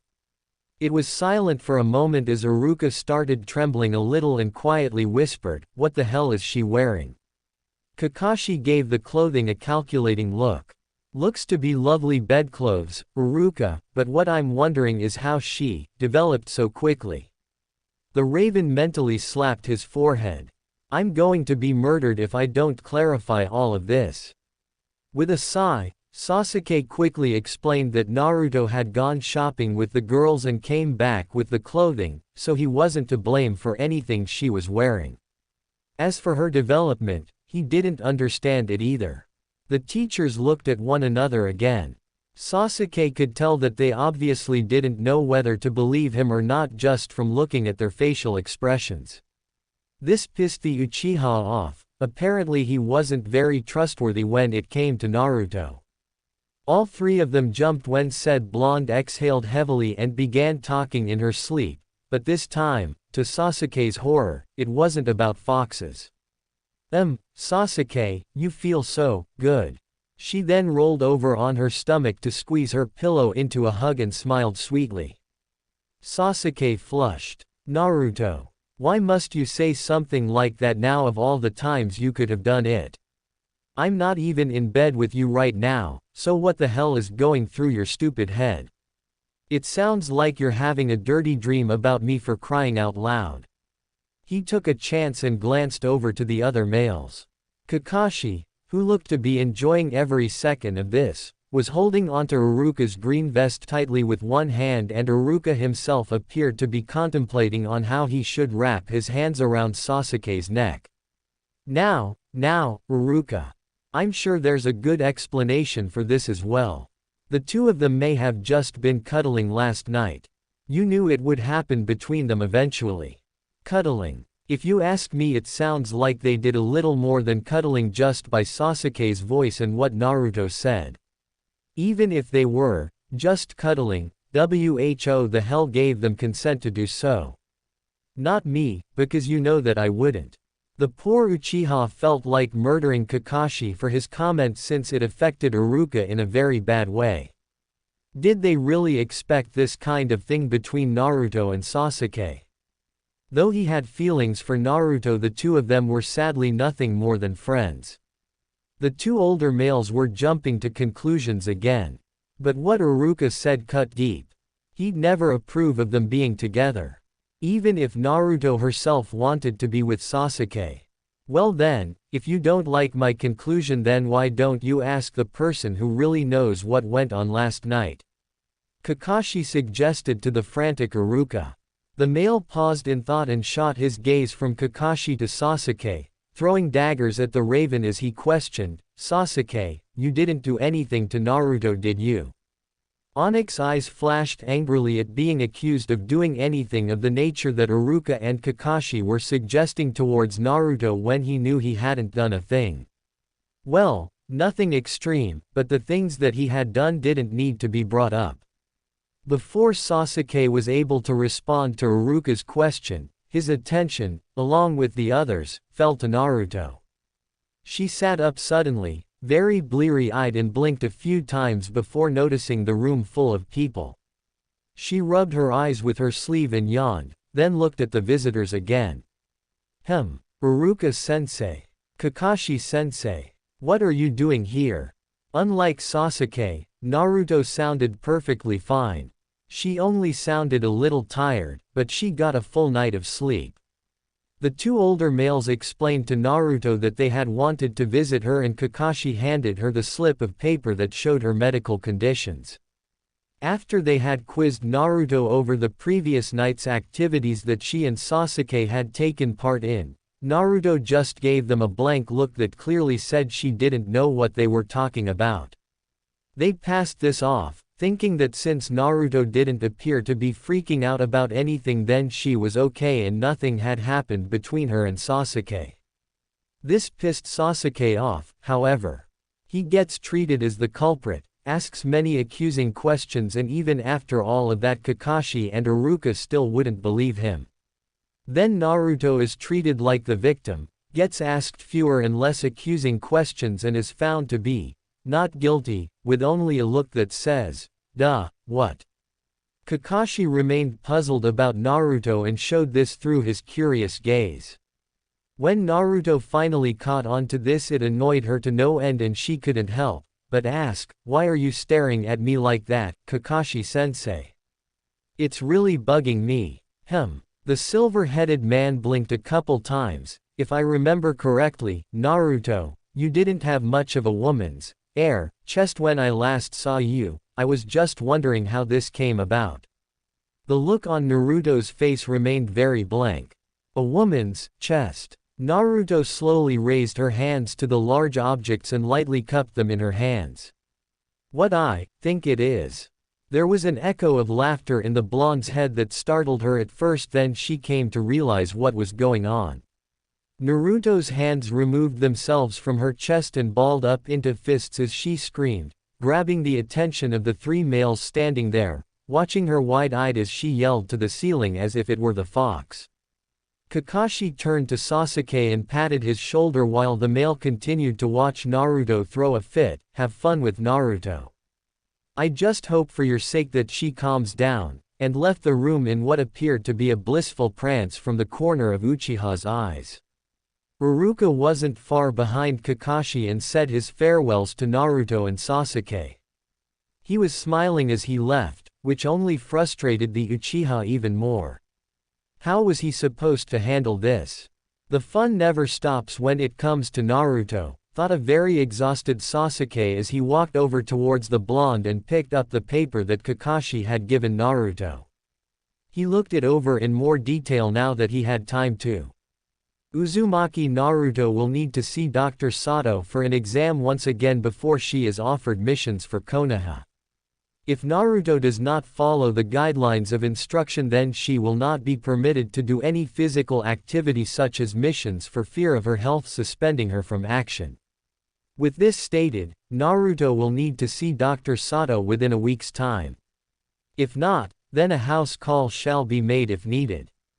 Sasuke trailed up the list to Naruto's health status after the surgery was performed to see that Dr. Sato had made a few notes off to the side. He continued reading it since Naruto showed no interest in what he was doing. While in surgery, Uzumaki Naruto was given the female organs that are vital for any female. Opposed to other males, Naruto's system seems to allow her to produce eggs. This is most uncommon for males going through a surgery such as this, but it appears that her eggs can also be fertilized. This process will not start, however, until Naruto goes through menstruation. I will need to research this process to further understand why this has happened. The Uchiha looked back up to Naruto, feeling a little awkward now for reasons beyond him. To think that Naruto, Uzumaki Naruto, the guy that had always chased after Sasuke no matter what, even when he had betrayed Konoha and attempted to kill him for power, his best friend, his secret love interest, the person sitting there still yelling at the ceiling as if it were the fox, Naruto, could get pregnant. The fox probably caused this too. I was there when the doctor said that Naruto would start bleeding sometime, but like the doctor I didn't know that. He swallowed hard. Naruto can really get pregnant. How the hell did I get into this? Uchiha Sasuke found himself sitting on a stool and leaning against a countertop, staring almost absent-mindedly towards the only thing that wouldn't cause him to explode into a rage or feel extremely awkward, the wall that rested just behind the counter. As if this was of any significance to stare at, but as stated before, he was afraid to act out if he happened to see anything that would cause anger or give him a case of the butterflies. The raven grits his teeth when hearing a high-pitched squeal of laughter come from two females sitting a few stools away from him. They're so loud, even if we are in an empty bar I think they should be a little quieter. The noisy duo was none other than Naruto and Tenten. Both were holding small glasses that had recently been filled to the brim with sake, but now they held not even a drop of the alcoholic beverage within them. What is this? The 10th time I've looked over and found their glasses empty. If the dove keeps this up she will be sick before the day ends. Though Sasuke was feeling a little ill with Naruto and Tenten for making a scene, they didn't bother him near as much as a certain Hyuga did. Sasuke redirected his piercing eyes to stare directly at Neji in hopes that if he tried hard enough he would cause the male's flesh to burst into flames. The older male was innocently standing off to Tenten's side as if he wasn't up to a single thing, but Sasuke knew better than to believe that little act of his. Sasuke had already caught the no-good Hyuga with Naruto in his arms. As soon as the horned dog caught sight of Naruto with her new curves, he couldn't keep his eyes off of her. I wonder just how much Hyuga can see with those eyes of his. If he is able to get a little peek at Naruto with those special eyes, then it makes sense why he hasn't been able to take them off of her. Damn it, if Naruto had just passed by the bar without a glance towards it, we could have had our relaxing walk. Earlier that day, the Uchiha gazed at the hospital paper in hand.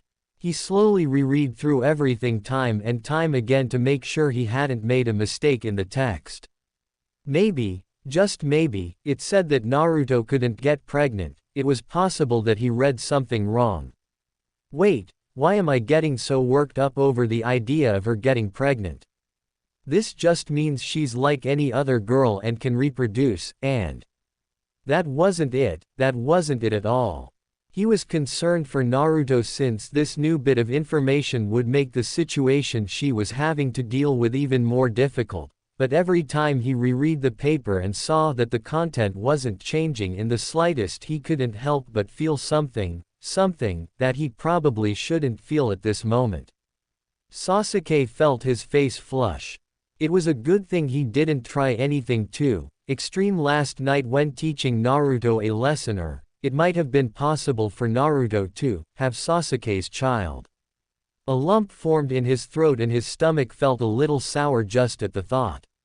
He had never imagined getting his best friend pregnant before, since it was a task that would have been impossible to perform anyways, that is, until now, and mulling over the idea of Naruto getting pregnant with his children was exceedingly embarrassing and nerve-wracking. Onyx's eyes tried to reflect no emotion their wielder felt as they drifted slowly from the paper to focus on the blonde female, who was now giving Kyuubi the silent treatment the way a child would. Her arms were tightly crossed over her chest in annoyance. Apparently Kyuubi was ranting on or making fun of Naruto. Sasuke could not hear the fox, but he could tell by Naruto's sour facial expression that she wanted so badly to snap at the demon within her. He silently watched her a moment longer, musing about how he should go about informing Naruto of the news since she would most likely never read the paper, something she obviously loathed doing since this was the second time he caught her at it. Hesitantly, Sasuke lowered himself to sit on the bed beside the now growling blonde and sighed. He must have put too much into this release of breath since it caught Naruto's attention, something he wasn't really meaning to do, but they needed to talk and he didn't know how to bring the topic up, so it wasn't necessarily a bad thing for the blonde to notice. Something wrong, Sasuke. You've been quiet for a while now, even for you. Baka, I'm always quiet. You're the one that never stops talking. The raven held the paper a moment longer before slowly placing it in front of Naruto and tapped it as if annoyed. When you read this paper, did you read everything?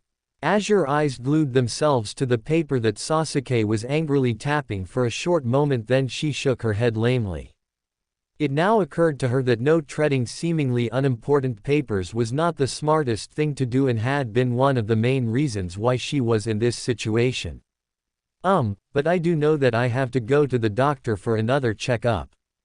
The silence that filled the air appeared to unnerve the blonde, for she fidgeted with the blanket beneath her.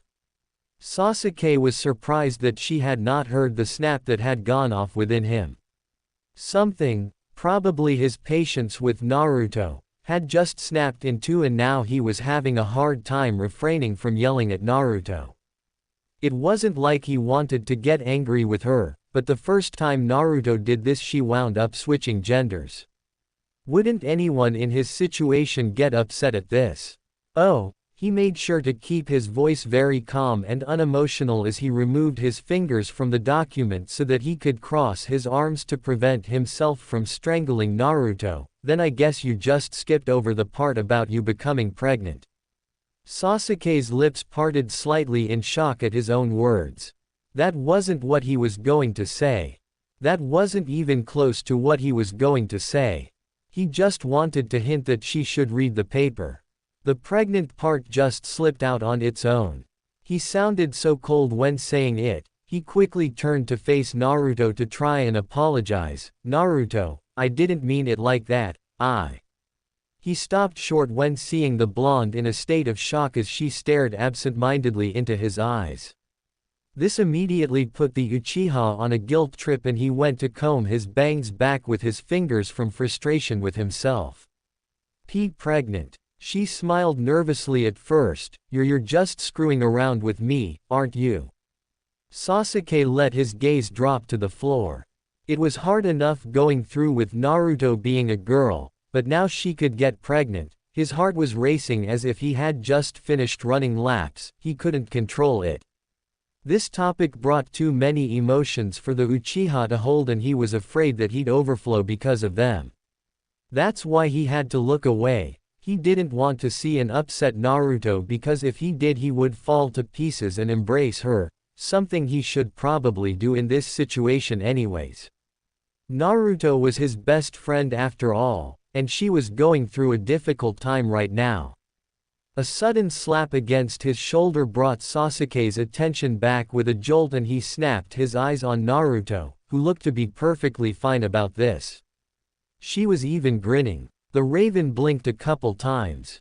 Was she really getting this or was she taking his words for a joke? He rounded on her and grabbed a hold of her shoulders to make her understand. Naruto, I was being serious. It says that you can get pregnant on the paper. Again the blonde's gaze became blank, almost without emotion, as she repeated the words over to herself and became very silent for a time. The thought of Kyuubi crossed the Uchiha's mind and he thought that the fox was possibly communicating with Naruto, telling her the truth and probably more since it knew more about Naruto's condition than anyone else. Sasuke found his guess to be correct when Naruto's expression became more than a blank and her pretty blue eyes filled with tears. Doki. Sasuke felt his heart and was surprised to find that while he was paying it no mind the organ decided to race within his chest without his permission over the dove yet again. When Naruto was a male it was easier for the Uchiha to ignore the blonde with his many grievances over things such as Sakura or not attaining his goals in a mission, but now the tables had turned and Sasuke was practically forced to pay these emotions attention. It had never occurred to Sasuke that Naruto looked so kawaii when her eyes were filled with tears, making them appear more glossy and emotional. What was he thinking? Here he was fantasizing her while she was heartbroken and mourning in front of him. What he thought to be tears of sorrow had really been made out of anger. He should have expected that Naruto was still, in mind, a male, and that Naruto would never be caught crying in a pitiful state in front of Sasuke. He knew that fact for sure. Tell me, the Raven couldn't help his curiosity over what the fox had told Naruto to make her so upset, whether it was something that he already knew or not. What did Kyuubi say to you? Naruto froze and stared at him for a moment, perhaps, thinking about whether she should tell Sasuke what was going on. Her eyes, still filled with angry tears, quickly fell back to the bed and she fumbled with the sheet in one of her hands silently. It was obvious that she didn't want to relay the information she received from Kyuubi to anyone, but she was given in to Sasuke. Well, Kyuubi was just saying that, it is possible for me to get. She swallowed hard before going on, nervous in talking about this subject, pregnant, but it would be really hard to do, even more than with a normal girl. Sasuke couldn't help but comment back on this, but getting a girl pregnant isn't exactly a hard thing to do. Naruto, what does Kyuubi mean by, it will be harder for you? Are you just some kind of special case or something? The blonde stared down at the bed for a moment, listening to Kyuubi's response intently. Kyuubi says that it's because the eggs I will produce, Naruto made a face at this, won't be as natural as most females, so of course it would be harder for them to get. fertilized, a blush crept up in her cheeks and she pulled the sheet that she had been fumbling with this entire time under her chin to cover herself, as if suddenly noticing Sasuke was a part of the male gender and she was physically a female. This didn't bother Sasuke much, but only because he ignored it and went on. Seems to make sense. It was silent again. There's something more, there has to be, unless Kyuubi only suggested something to Naruto that she didn't like, but her reaction was, of nature I guess. The Uchiha couldn't push aside the thought of there being something more to Kyuubi's and Naruto's discussion, but he didn't probe further with Naruto. He didn't want to push buttons that ought to be left alone. The possibility of asking her of this later seemed good enough to him. Don't worry though. Naruto bolted right in front of Sasuke, giving his heart a jump start as she carried on. I'm a man, so you will never catch me sleeping with another man as long as I live. And I will never get pregnant. She stated this in a very determined voice, attempting to make Sasuke feel better, and, surprisingly, it did a little. At least she wouldn't be sleeping with other guys even if that meant that he was included. Since when did sleeping with her become an ideal subject for him? It was too late for Sasuke now, he was in over his head and couldn't get out. The only thing for him to do now is watch over Naruto to make sure that she would be okay. Hey, Sasuke. Why don't we go for a walk? I don't want to stay cooped up inside all day like I had to do at the hospital. That was boring. Without even waiting for him to give a response, Naruto ran to the bathroom to get dressed out of her silky bed clothes. You're scared out of your wits about becoming pregnant, even if it was by accident, is that true? Naruto. Okay, so Naruto had suggested the walk. Sasuke was hoping for this to be a nice, calming, and relaxing stroll through Konoha. Just the two of them where they could have a little bit of, Sasuke blushed, bonding time. Not that that was the only thing on his mind. He wanted Naruto to have fun and not have to deal with anything that would stress her even more so. But what kind of walk would that be? Nice and calming. Hey, it had to be more dramatic than that. Haim-chan. For all it took was 3 little brats to ruin the peaceful time the two of them had. The shouting of, Haim-chan, seemed to be the last thing Naruto could take. She stopped right where she was, her feet seemed to be planted in the ground. Sasuke watched her in a form of curiosity, for she rarely had a blazing aura of rage consuming her very being as if it were a flame like she did now, and he was wondering what she might do to her little followers. When the 3 brats finally caught up to Naruto, they swarmed around her eagerly, wanting to ask her something, but the 3 of them were yapping on and Sasuke could barely understand the mixture of gibberish, so he doubted that Naruto could, possibly driving the blonde closer to the edge of her patience. All 3 stopped short of their own individual conversation to look up at Naruto for a moment. Their facial expressions showed puzzlement, and it wasn't until Konohamaru said something that Sasuke and Naruto knew why they behaved so strangely. Haim-chan, did you do the lovely jutsu then put your clothes back on or something?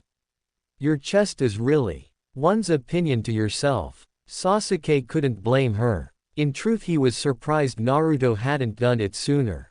There was a sudden burst of questions from the 3 as to why Naruto hit Konohamaru, but the blonde only glared at the 3 and went marching on down the street as if nothing had happened.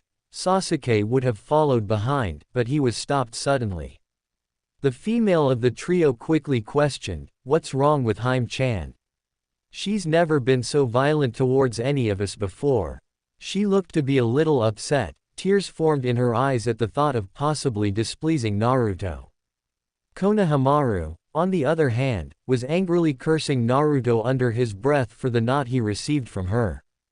It wasn't something that Sasuke would do on a regular basis to talk to the trio, but he responded to the female, "She doesn't like being called Haim-chan, and I don't think she's the kind of girl that likes to be told she has." He didn't want to be so blunt with his words and took time to bring together a developed figure.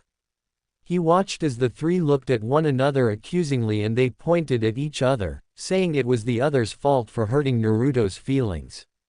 Really, they're just as idiotic as Naruto at times. Well, since I've already spoken with them, there's no harm in asking. What exactly did you want to ask Naruto? Sasuke appeared uninterested, but truthfully he wanted to know why they were so eager to question Naruto about something.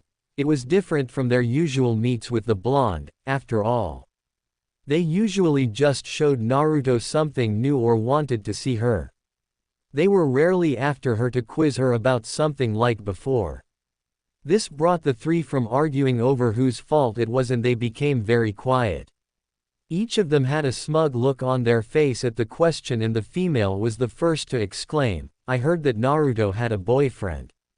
And I also heard that this boyfriend of hers was Lee." She giggled madly after this and Sasuke felt his body grow icy.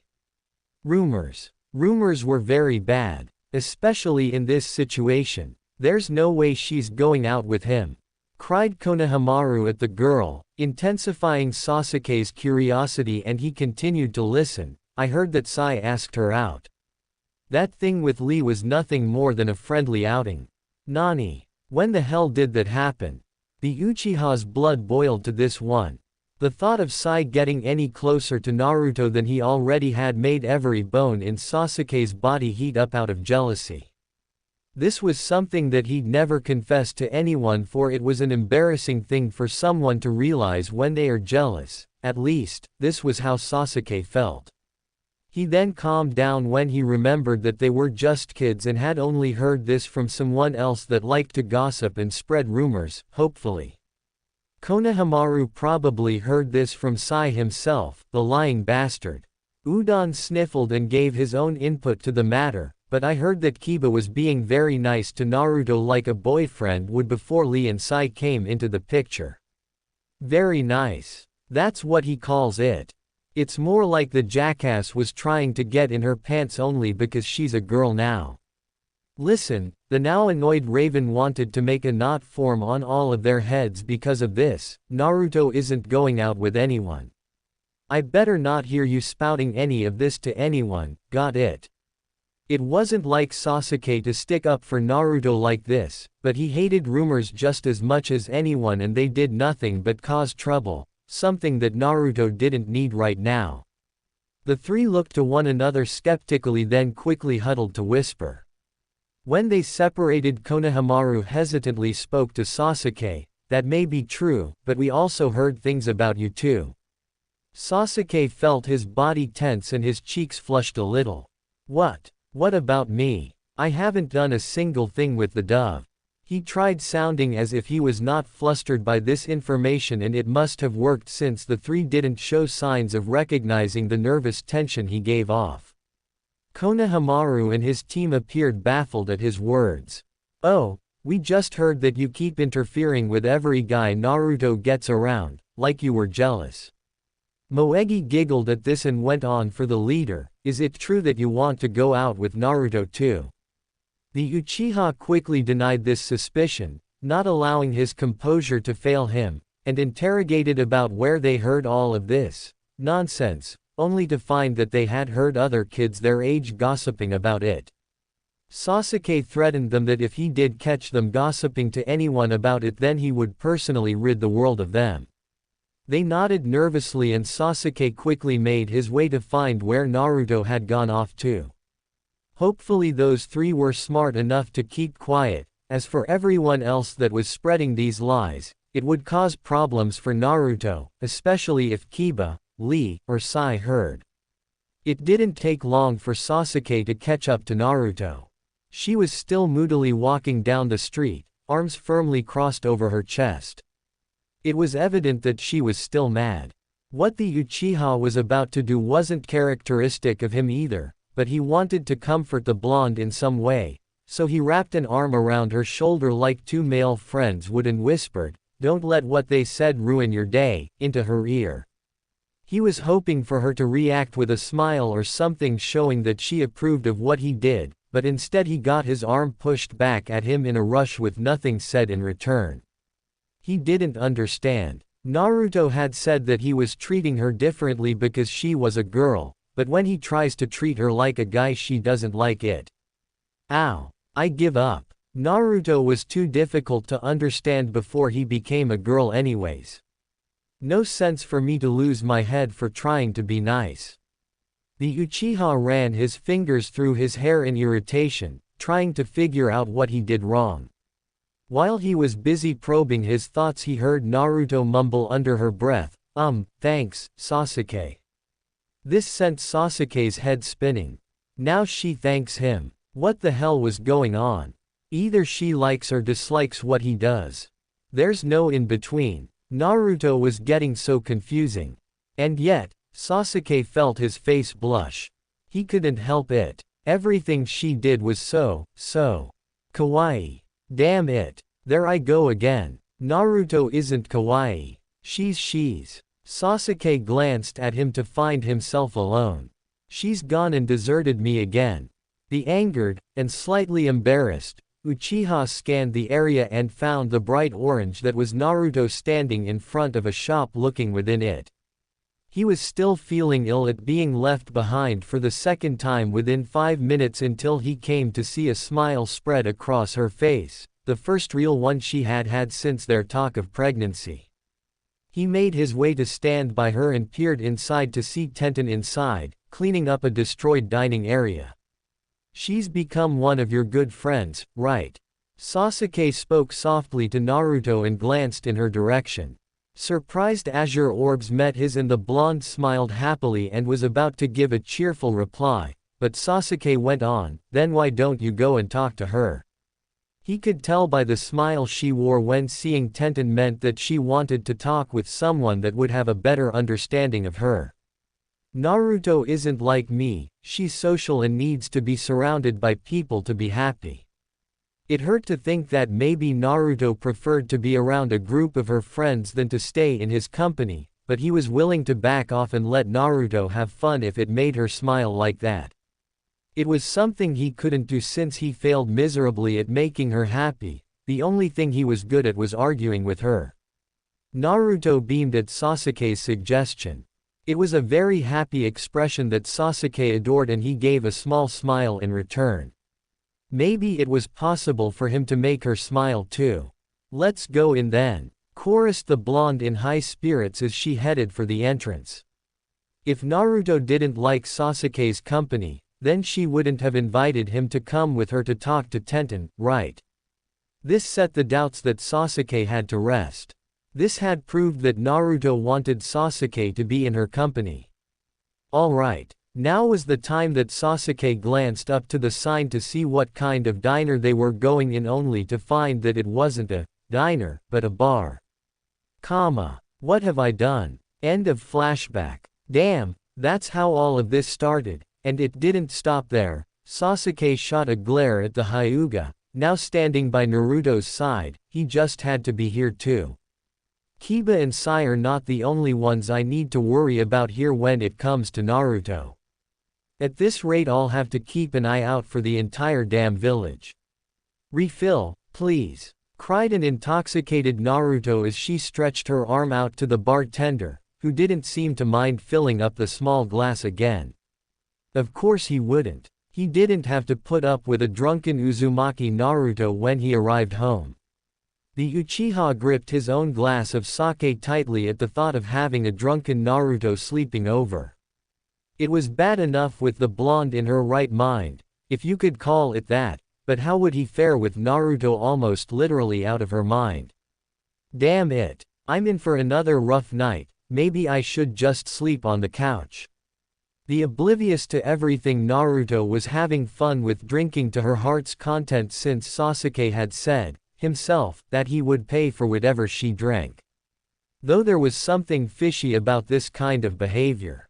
This was Sasuke after all. Why was the theme being so nice all of a sudden?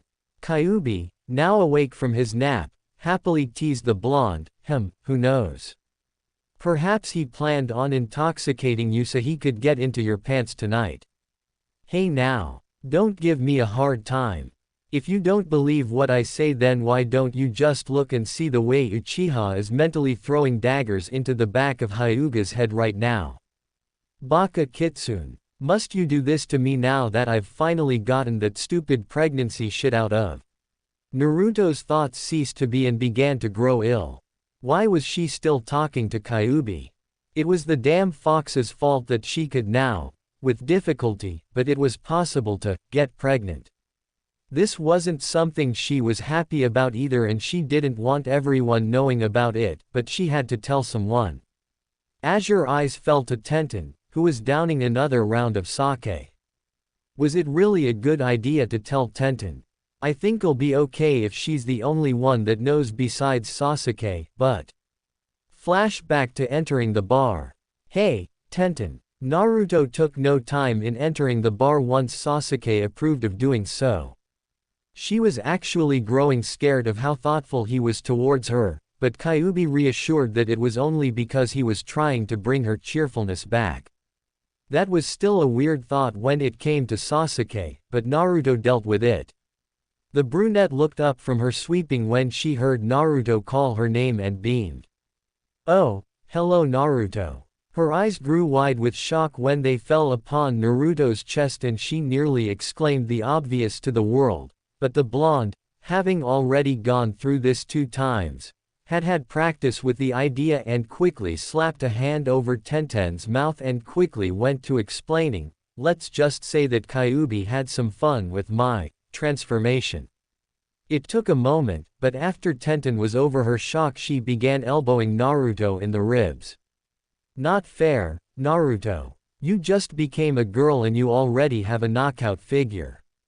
You look more like a woman than any other girl in Konoha. Well, maybe not more than Hokage-sama. She heaved a heavy sigh then as if something had just occurred to her, she smiled and her eyes grew mischievous. I bet this made your seduction episode with your mystery man even more successful. This took Naruto by surprise since this idea hadn't registered in her mind and it wasn't necessarily the main concern to her as of now. She flushed at the memory of her seductive mistake. Now that she truly thought of it, she felt her insides grow cold. If she had driven Sasuke too far and they had done something a little dirty, then you could have had his kid, Kit. Now don't you feel sorry for pushing him away from his chances of restoring his clan? The fox laughed heartily at this as Naruto became frantic within her head, but refrained from making the slightest change in expression so that Tenten would not think that it involved their conversation. Baka. Quit saying things like that at random moments or everyone will know what's going on. Kyuubi rolled its large red eyes in mock to the screaming of the blonde. No one here is a mind reader, nor can they tell what you're thinking based solely off of your facial expressions, so I assure your safety. Once Naruto had regained her ability to talk in the normal realm of people, she nervously went on to respond to Tenten. Well, I don't think that right now is a good time to talk about what happened. It wasn't that Naruto didn't want to talk about it, it just so happened that Sasuke was standing behind her and if he, by chance, heard any word of what they were saying she would have to go and jump off a cliff from humiliation. So you actually did it. For some odd reason the way that Tenten put this did not bode well with the blonde. Why was it now of all times that her mind worked this way? Naruto suddenly found both of Tenten's shoulders within her hands and she whispered angrily, Baka. When you talk about it, don't make it sound like I did something vile with him. I'll tell you what happened later. The other female giggled at the way Naruto had taken her question, but sighed and went back to her sweeping in disappointment when she found that she would not be informed on how everything went. Naruto glanced over her shoulder. Sasuke seemed to be giving her space, then again he could just be acting normal by being antisocial like always, since he made himself comfortable at the bar and stared off at nothing in particular as if he were thoughtful. Sasuke's been kind of distant towards me suddenly, and not in the normal, I hate your guts and go away kind of way that he usually pulls off. Now he seems to be a little, hey, Kyuubi, you don't think Sasuke is acting differently because of the doctor's note, do you? This was the only conclusion that Naruto could bring from the strange actions Sasuke took. It wasn't like Sasuke was trying to be distant with Naruto, but it was as if he was trying to give Naruto some time to herself, or something to that effect. I'm a demon, not a mind reader. What are you expecting me to tell you? I know just as much about him as you do. Yeah, I know, but I was hoping for some kind of input here. Oh, is that so? Kyuubi sounded a little irritated, and it was because at this time of day he was used to getting a nap and Naruto was keeping it from that very thing by yapping onto Sasuke.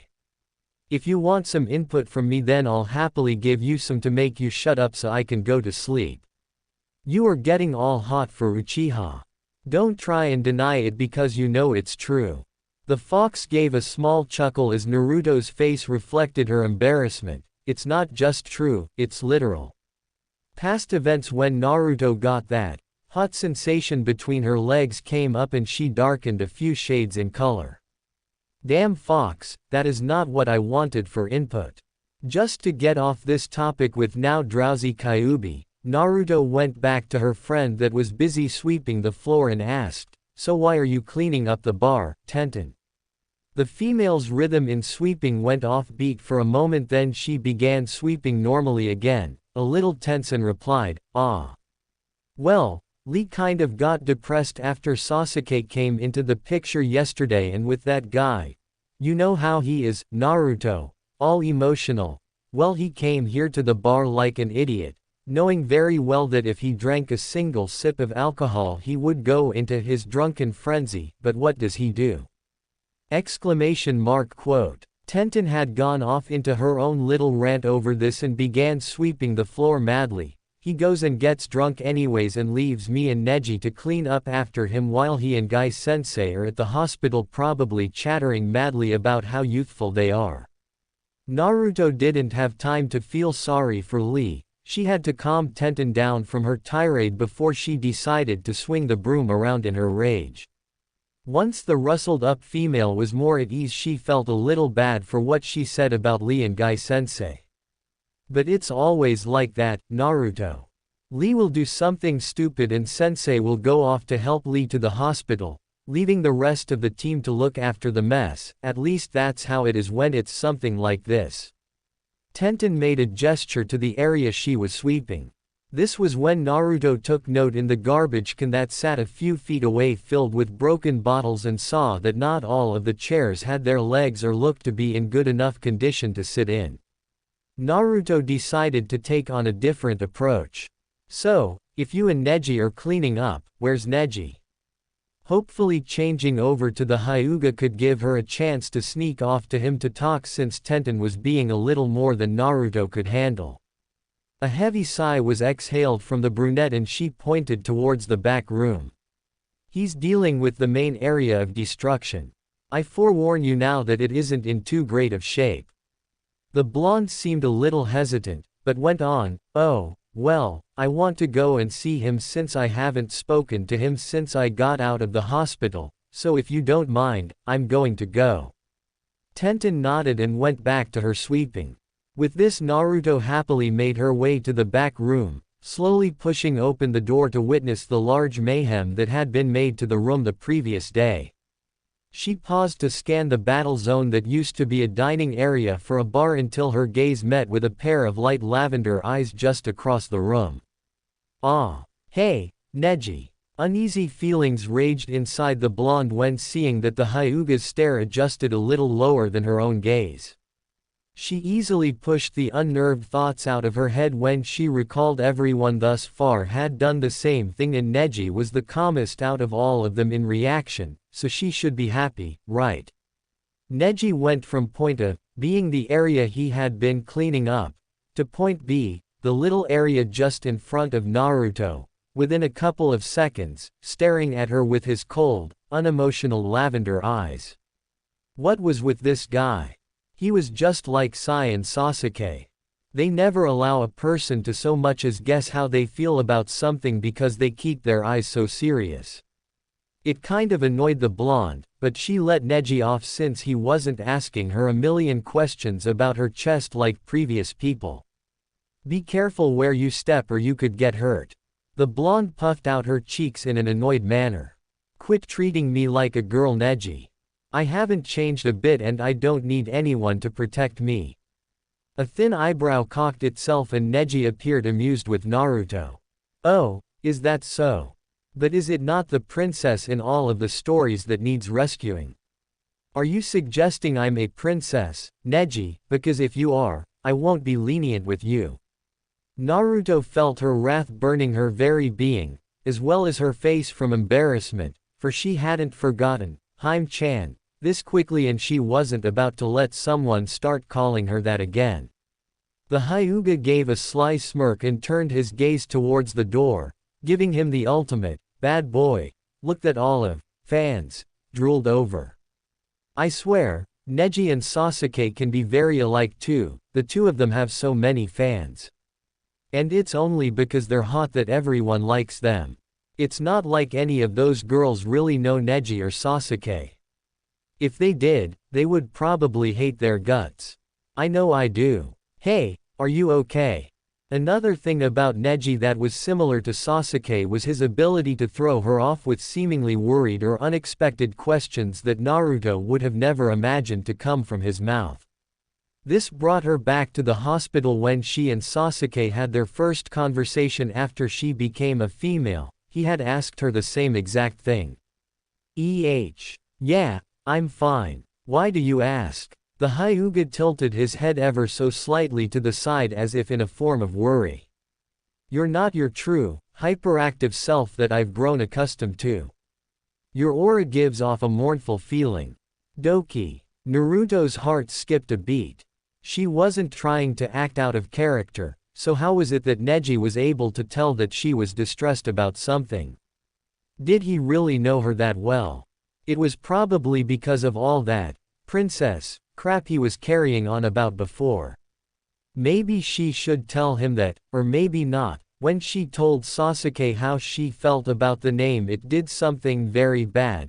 Technically, it was the way she dressed at the time that caused Sasuke his problem, but he was horny when she told him all the same, and she didn't want to repeat the process, even though this was a completely different situation. Oh, well, I've been through a lot this morning and I don't feel too good at all. Why do I feel so surprised that he seems concerned? It's weird, I've been feeling so different about all of my friends ever since I became a girl. It's because they all treat me so differently, it's so annoying. I hate all of this. It's really hard growing used to being a girl, because everyone is being so understanding and it's killing me. I don't want people to be that way. Why can't they treat me the way they did before? They shouldn't be worrying about me at all and they should just give me a hard time on everything I do like they did before. Naruto's heart pounded against her chest in remorse as her thoughts drew to a certain raven-haired male. She was surprised when feeling her eyes stinging and giving way to a few tears. Why is Tem treating me so differently? Why can't he be his usual jackass self and look down on me like he used to? Why does he have to be so nice suddenly? It's making me so confused and I can't think straight. I hate this. The Hyuga appeared to be shocked at the sudden downpour. Before Naruto had a chance to wipe her eyes of the tears that were rapidly filling them, the male gently embraced her in a comforting hug. Naruto didn't even have time to feel surprised or awkward about this action coming from Neji. She automatically received it and embraced him back, throwing her arms around his neck and sniffling uncontrollably against his chest, trying as hard as she could to keep from breaking out into a sob. I don't like this at all. I don't want to be a girl anymore. It's so annoying, and she felt so pitiful like this and it was embarrassing to have Neji see her break down. He wasn't making fun of her, but she knew that he was probably pitying her, something that she did not want. No one needed to pity Uzumaki Naruto because she was stronger than this. She just needed to let all of the pressure she felt to be released. Crying was the only thing that seemed to make her feel better. The entrance to the room made a slow, creaking sound and the two of them turned to see Sasuke and Tenten. Both of them looked to be a little surprised upon entering and seeing the scene before them. Neither Naruto nor Neji were quick enough to give an explanation because Sasuke's shock didn't last long at all. He growled at the Hyuga, "What the hell did you do to her?" And within seconds he was standing by Naruto, pulling her from the elder male's hold in rage. "And why do I have to answer to you, Uchiha? Are you her keeper?" An ominous atmosphere was centering itself about the two males, and Naruto, being right in between them, felt how chilling it was. She rubbed her eyes on the remaining tears and turned to Sasuke. "He wasn't doing anything to me." This didn't make the Uchiha feel better. Oh no. In fact, it made him even angrier. Naruto was defending someone who was trying to harass her. Again. Then why are you crying? This was no longer a fight among Neji and Sasuke. The Hyuga looked to be a little puzzled because of this, seeing that he was completely forgotten at the moment. He watched on a little confused, as did Tenten from the sidelines. They should have been expecting this from Sasuke and Naruto since the two of them never seemed to get along. "You, of all people, should know why I'd be upset, Tem." At first the Uchiha hadn't taken in the meaning of this and he made an attempt to yell something back, but stopped himself short at the final realization. His heated mood with the blonde ceased to exist and his onyx eyes gazed into hers with an apologetic look to them. He appeared flustered for losing his temper and whispered in a tone that only Naruto would be able to hear, "Sorry," in an attempt to be gentler with her and more understanding, while at the same time, still keep his pride when having an audience to the matter. "Stop being nice to me," cried the blonde as she felt her eyes sting again, but refused to let tears spring up this time. "I don't want you to be sorry, I don't want you to try and understand me, and I don't want you to pity me, so just stop." Sasuke was taken aback at this and watched as Naruto continued to struggle against tearing up. "Just go back to being a jerk and not caring about me at all like you were before. I don't like you treating me like this." It was dead quiet. Neji and Tenten gave a glance to one another and nodded. They left the room quickly, but quietly, since they realized it wasn't their place to stand there and listen to every word Naruto and Sasuke had to say to each other. "Baka." Sasuke took a step closer to Naruto and was relieved when she didn't take a step away from him. "You really believe there was a time when I didn't care about you?" Doki doki. The blonde's heart was acting up again. This was one of the side effects she received because of the way Sasuke treated her and she didn't like it. It was as if, there was something more to her feelings for Sasuke than, like. This was something that scared Naruto to think about because Sasuke was her best friend and wasn't supposed to be anything more than that, right? There was a little hesitance in the Uchiha, but he allowed for his arms to wrap around Naruto and pulled her slowly against him. "I've always cared about you, Naruto. That's something that hasn't changed." He relaxed his chin on her head and squeezed her gently. "So try not to get upset with me if I show concern for you every once in a while, okay?" Naruto pressed her face against the male's chest and tightly squeezed her eyes shut. She was willing for Sasuke to hold her a little longer since the embrace calmed her down. Her heart was still frantically pumping against her chest, but this wasn't a surprise to her now. "Okay," was her only response as she found her own arms wrapped behind Sasuke's back and tenderly hugged him. "Why do I suddenly feel like I really like him?" Once the two had separated, there was an uneasy tension followed by Naruto asking if they should join Neji and Tenten. Sasuke agreed and they entered the front of the bar. Neji and Tenten were quiet and looked to be waiting for Naruto and Sasuke, for they said nothing to one another, but looked up when they entered the room.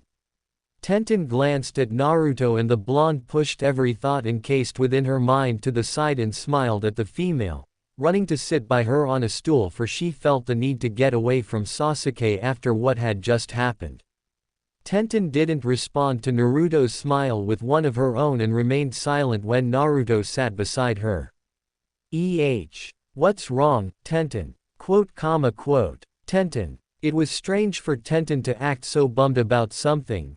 Just a few minutes ago she was perfectly fine. Naruto racked her brain of anything that she could have possibly done to sadden the kunoichi, but there was no success. It was only when Neji and Sasuke had gone into their own conversation, that sounded more like an argument to Naruto from where she was sitting, that Tenten was willing to speak up. I didn't realize that you were that close to Neji. Me. Neji. Close. The hug that the two shared flashed before Naruto and she wasn't able to rid it of her mind until she shook her head violently left and right, and then went on, "Oh. No. You've got it all wrong, Tenten." At least Naruto thought she had it all wrong. Sure, Naruto had no special feelings for Neji, other than being close friends, of course, but she didn't know how Neji felt. He probably didn't feel anything for her though. Someone like him wouldn't have such emotions for Naruto. It just didn't work out. I have it all wrong. But the two of you were holding each other so, Tenten sighed before going on, romantically. How could I not think the two of you had some kind of affection for one another? Naruto's eyes twitched for a moment. Did Tenten say what I think she just said? There was nothing romantic about the hug she just had with Neji. It was a comforting hug for crying out loud. There is a difference. The blonde sighed. Tenten's depressed mood was getting to her, and the fact that Tenten thought that she had something for Neji wasn't exactly helping the situation either. Everything needed to be explained, but how could Naruto do this without the large piece of information that she wanted to remain a secret? Azure eyes looked hesitantly to the depressed brunette. Tenten, can I tell you something and trust you not to tell anyone if I do? The female appeared surprised by this, but nodded. Nerves swept up and took hold of Naruto. She wasn't too comfortable with this subject even when talking to another girl.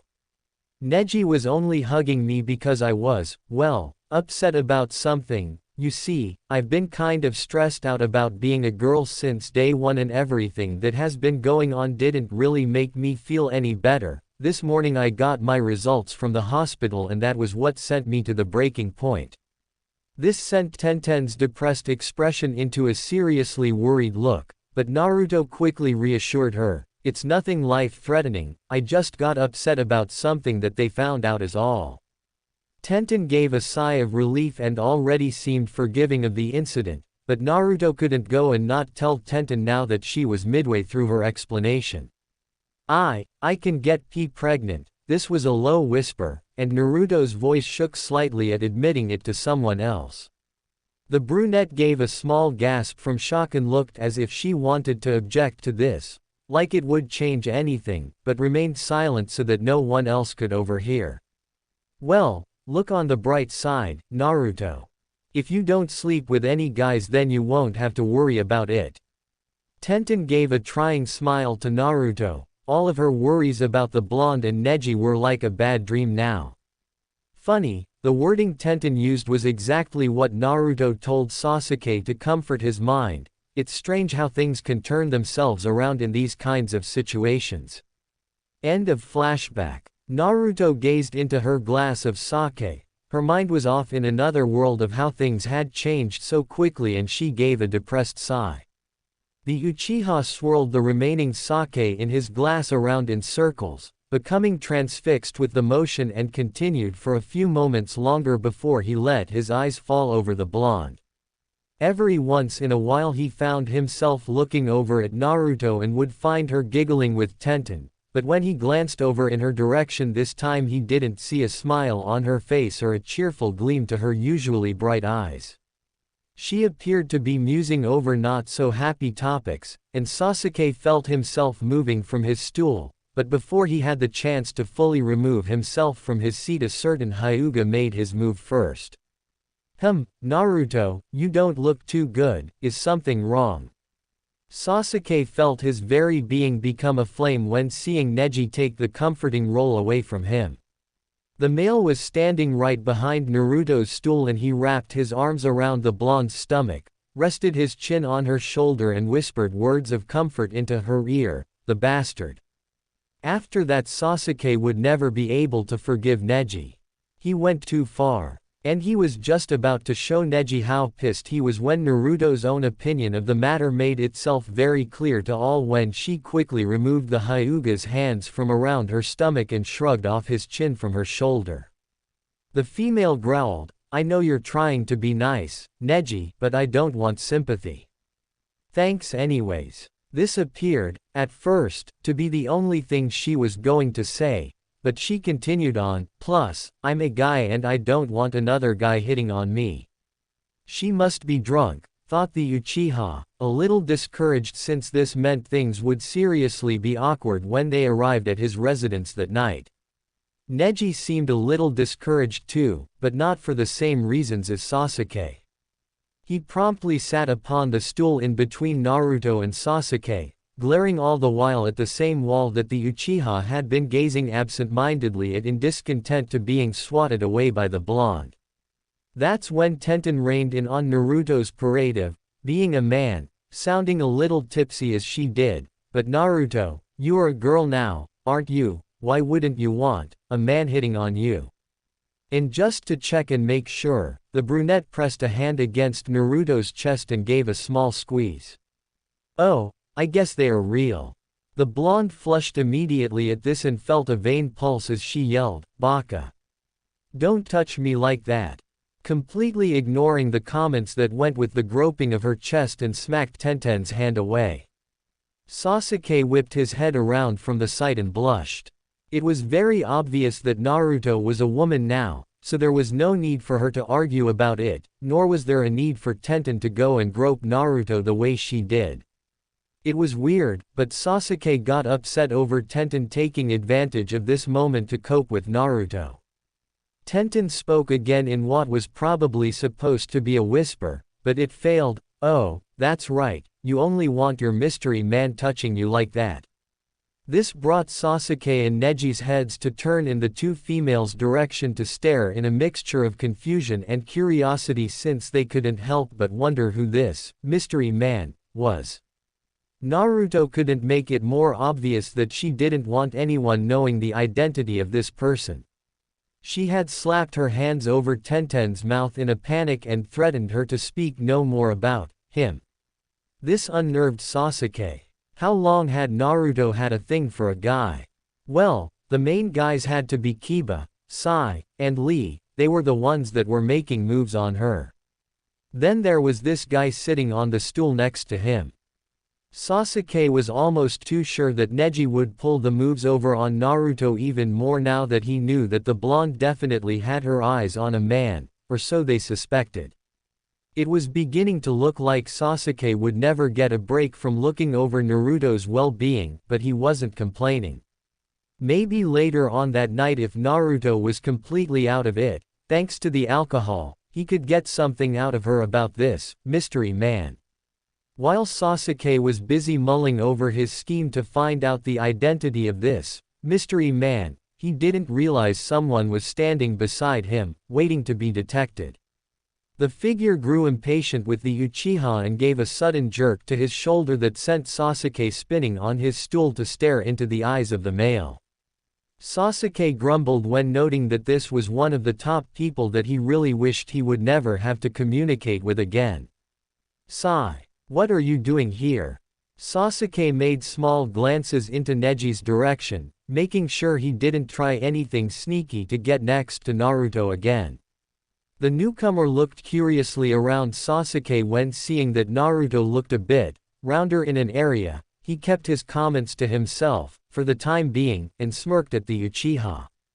"Well, I really wanted to tell Naruto something, but it seems that Sasuke-kun wanted her in a good mood for something, so I guess I won't be able to inform her until a later date." He sat on the vacant stool next to the steaming Uchiha and watched Naruto from a side glance. "You assume idiotic things too quickly before getting the facts straight." Sasuke downed the rest of his sake and noisily set it back on the counter. Naruto was the one that wanted to come in here. The emotionless expression Sai wore widened in slight surprise to this, and he looked as if he wanted to rile Sasuke up by taking the comment out of context, but Sasuke growled immediately. She wanted to see Tenten. It's not like we were expecting to drink. Sai's expression dimmed to this and he stared at the counter blankly. This annoyed Sasuke to no end. The guy just randomly shows up and invites himself in the group and won't leave. It's no wonder he has bonding problems with people. He doesn't understand when he isn't wanted. How is it going for Naruto? This took Sasuke by surprise, not the question, but how Sai said it. He had emotion in his voice. It disturbed the Uchiha since he knew that he was the same way, never showing much emotion to anyone, unless it was about Naruto. Of course Sasuke could pull off his cold act when around other people, even if he was talking about Naruto, for whatever odd reason since he didn't say much to anyone. But when it came to dealing with Naruto herself, there were cracks in his mask of no emotion. She's a little stressed out, because of today. Sasuke realized a little too late that the last bit didn't need to be added on right as it grabbed Sai's immediate attention. What happened today? The Uchiha glared at the countertop now. He didn't feel like telling someone else about the difficulties that Naruto was going through. It was her business and no one else's, plus she probably didn't want anyone else to know about it. He couldn't blame her. Sai seemed to get the hint that Sasuke wanted to keep quiet about this and tried provoking him. I'll tell you why I wanted to see Naruto if you tell me what happened. What makes you think I want to know your reasons for seeing her? Their eyes met and the contact nearly sent sparks flying. I'm going on a mission that is important and concerns Naruto. Important and concerns. Curiosity was getting the best of Sasuke. He wouldn't admit it to Sai and kept watching the male, expecting him to go on, but realized that he was the one to go first with information. But what if Sai was just making things up to get Sasuke to talk? This could be a bad move to make. Then again Sai wasn't like that. If he made a deal he kept it. He was still debating whether or not he should tell the other male. How would Naruto feel if he did? Damn, now she's got me thinking about how she feels before I even attempt to do something. Sai had to know one thing before Sasuke let the information slide. If you tell another soul about this then I'll personally kill you. The other male smirked. You like death threats, don't you, Sasuke-kun? But he knew that Sasuke wasn't in the mood for joking, was he ever, and became serious. I won't speak to anyone else about it. Even Naruto. There was a small pause before Sai sealed the deal, even Naruto. A lump formed in the Uchiha's throat. Why was it so hard to mention something like this? He didn't like the idea of it, but he swallowed hard and said in a low serious voice, Naruto can get pregnant.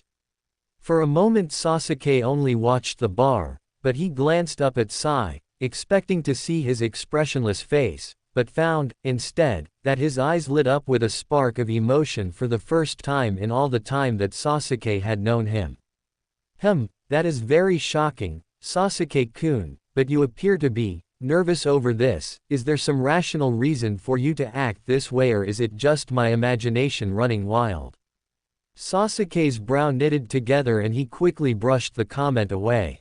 Don't try to change the subject. You still need to tell me what this mission is. Oi, Sai, called a chipper-sounding Naruto, when did you get here? Damn it, Naruto. You have the worst timing. The Uchiha was about to turn around and strangle the blonde, but felt a heavy load collapse against his back before he had the chance to do so. He became uneasy when realizing that it was Naruto and was hesitant to turn around on the stool to face her when she slid off after happily greeting Sai, but did so anyway. She had a small drunken blush spread across her face and her expression was that of a daze from getting so excited all at once. He twitched when observing her clothes. Dobi, why is your jacket unzipped? Naruto's brow furrowed over her eyes and she looked down to the garment in question to see that it had been undone with her black shirt underneath. The poor fabric was trying as hard as it could to keep from stretching. Oh, she burst out in a form of recollection. Finally, I said I was getting hot and Neji suggested for me to take off my jacket, but I was only able to unzip it before I noticed Sai sitting by you. The innocence Naruto had when going on about this amazed the Uchiha. He couldn't believe Naruto didn't see right through the Hyuga. Wasn't she supposed to be good at deceptiveness since she did that stupid, lovely jutsu, all the time? Apparently she couldn't catch on to anything that truly meant that someone was coming onto her. A deathly looking black aura raged around Uchiha's body as he imagined tomorrow's highlight in everyone's conversation: Hyuga Neji's dead corpse found.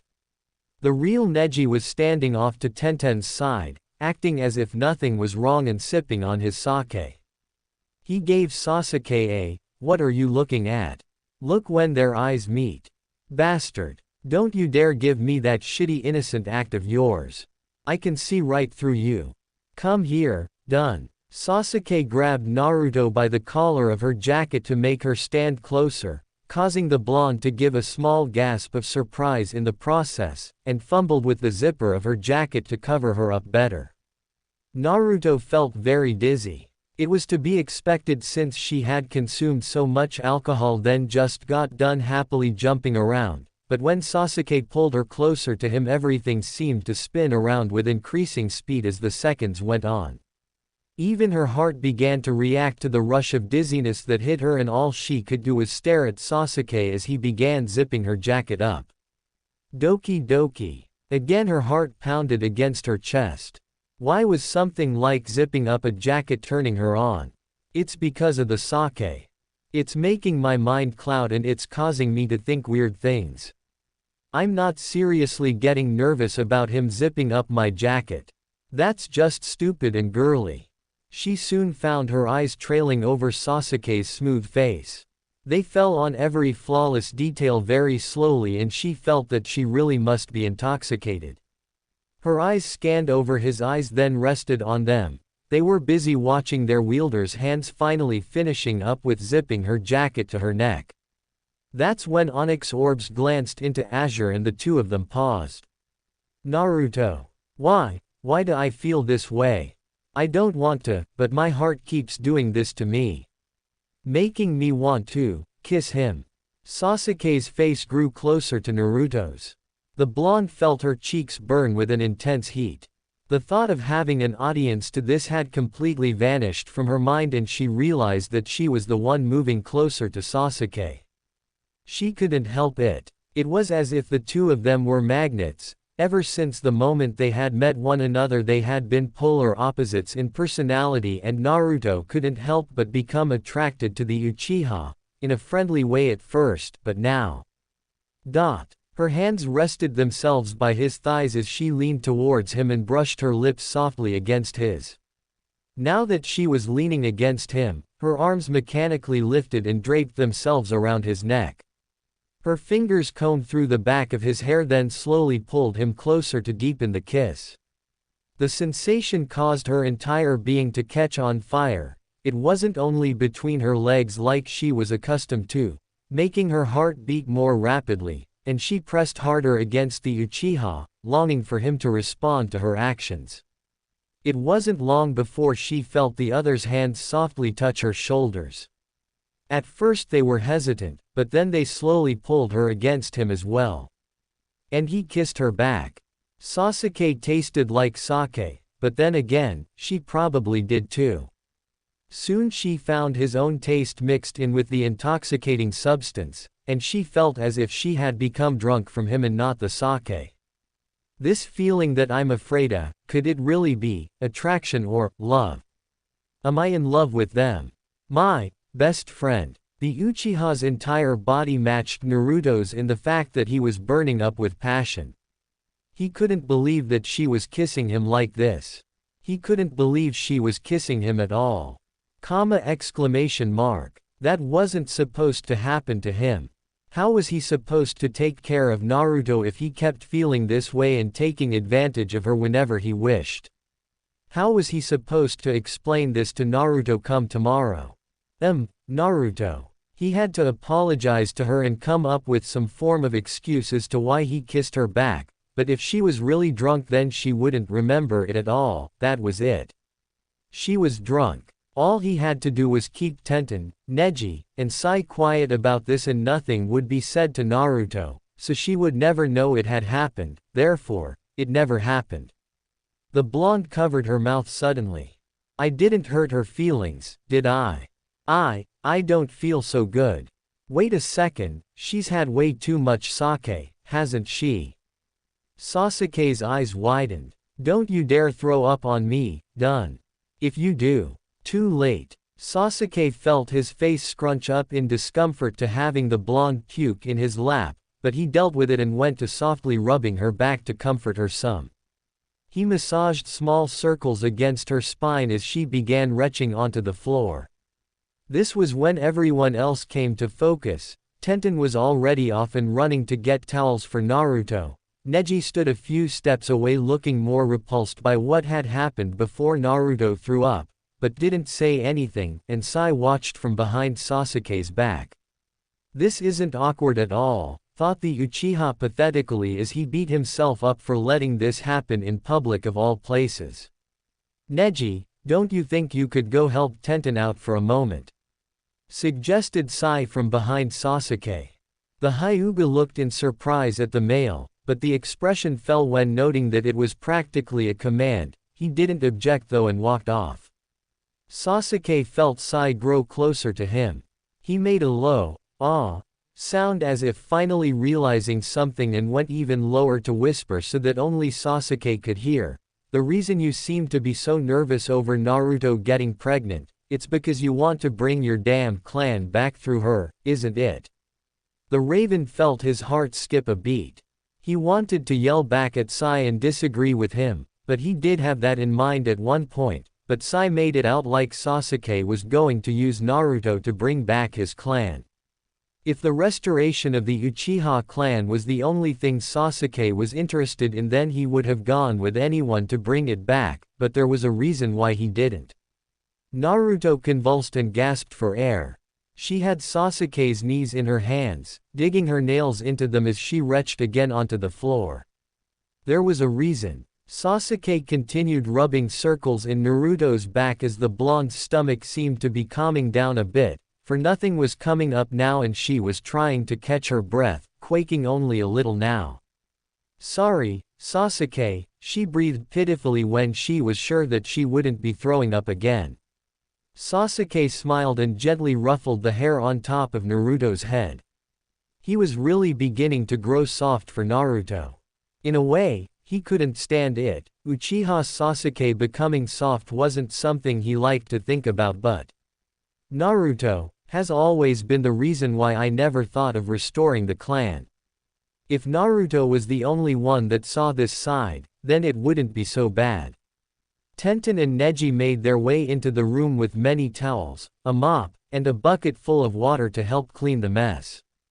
A light tap fell on Sasuke's shoulder and Sai whispered in his ear, "Since you kept your part of the deal, I'll gladly tell you what was so important about my mission." Sasuke turned his head to face Sai. "And what is that?" A smirk formed on Sai's face.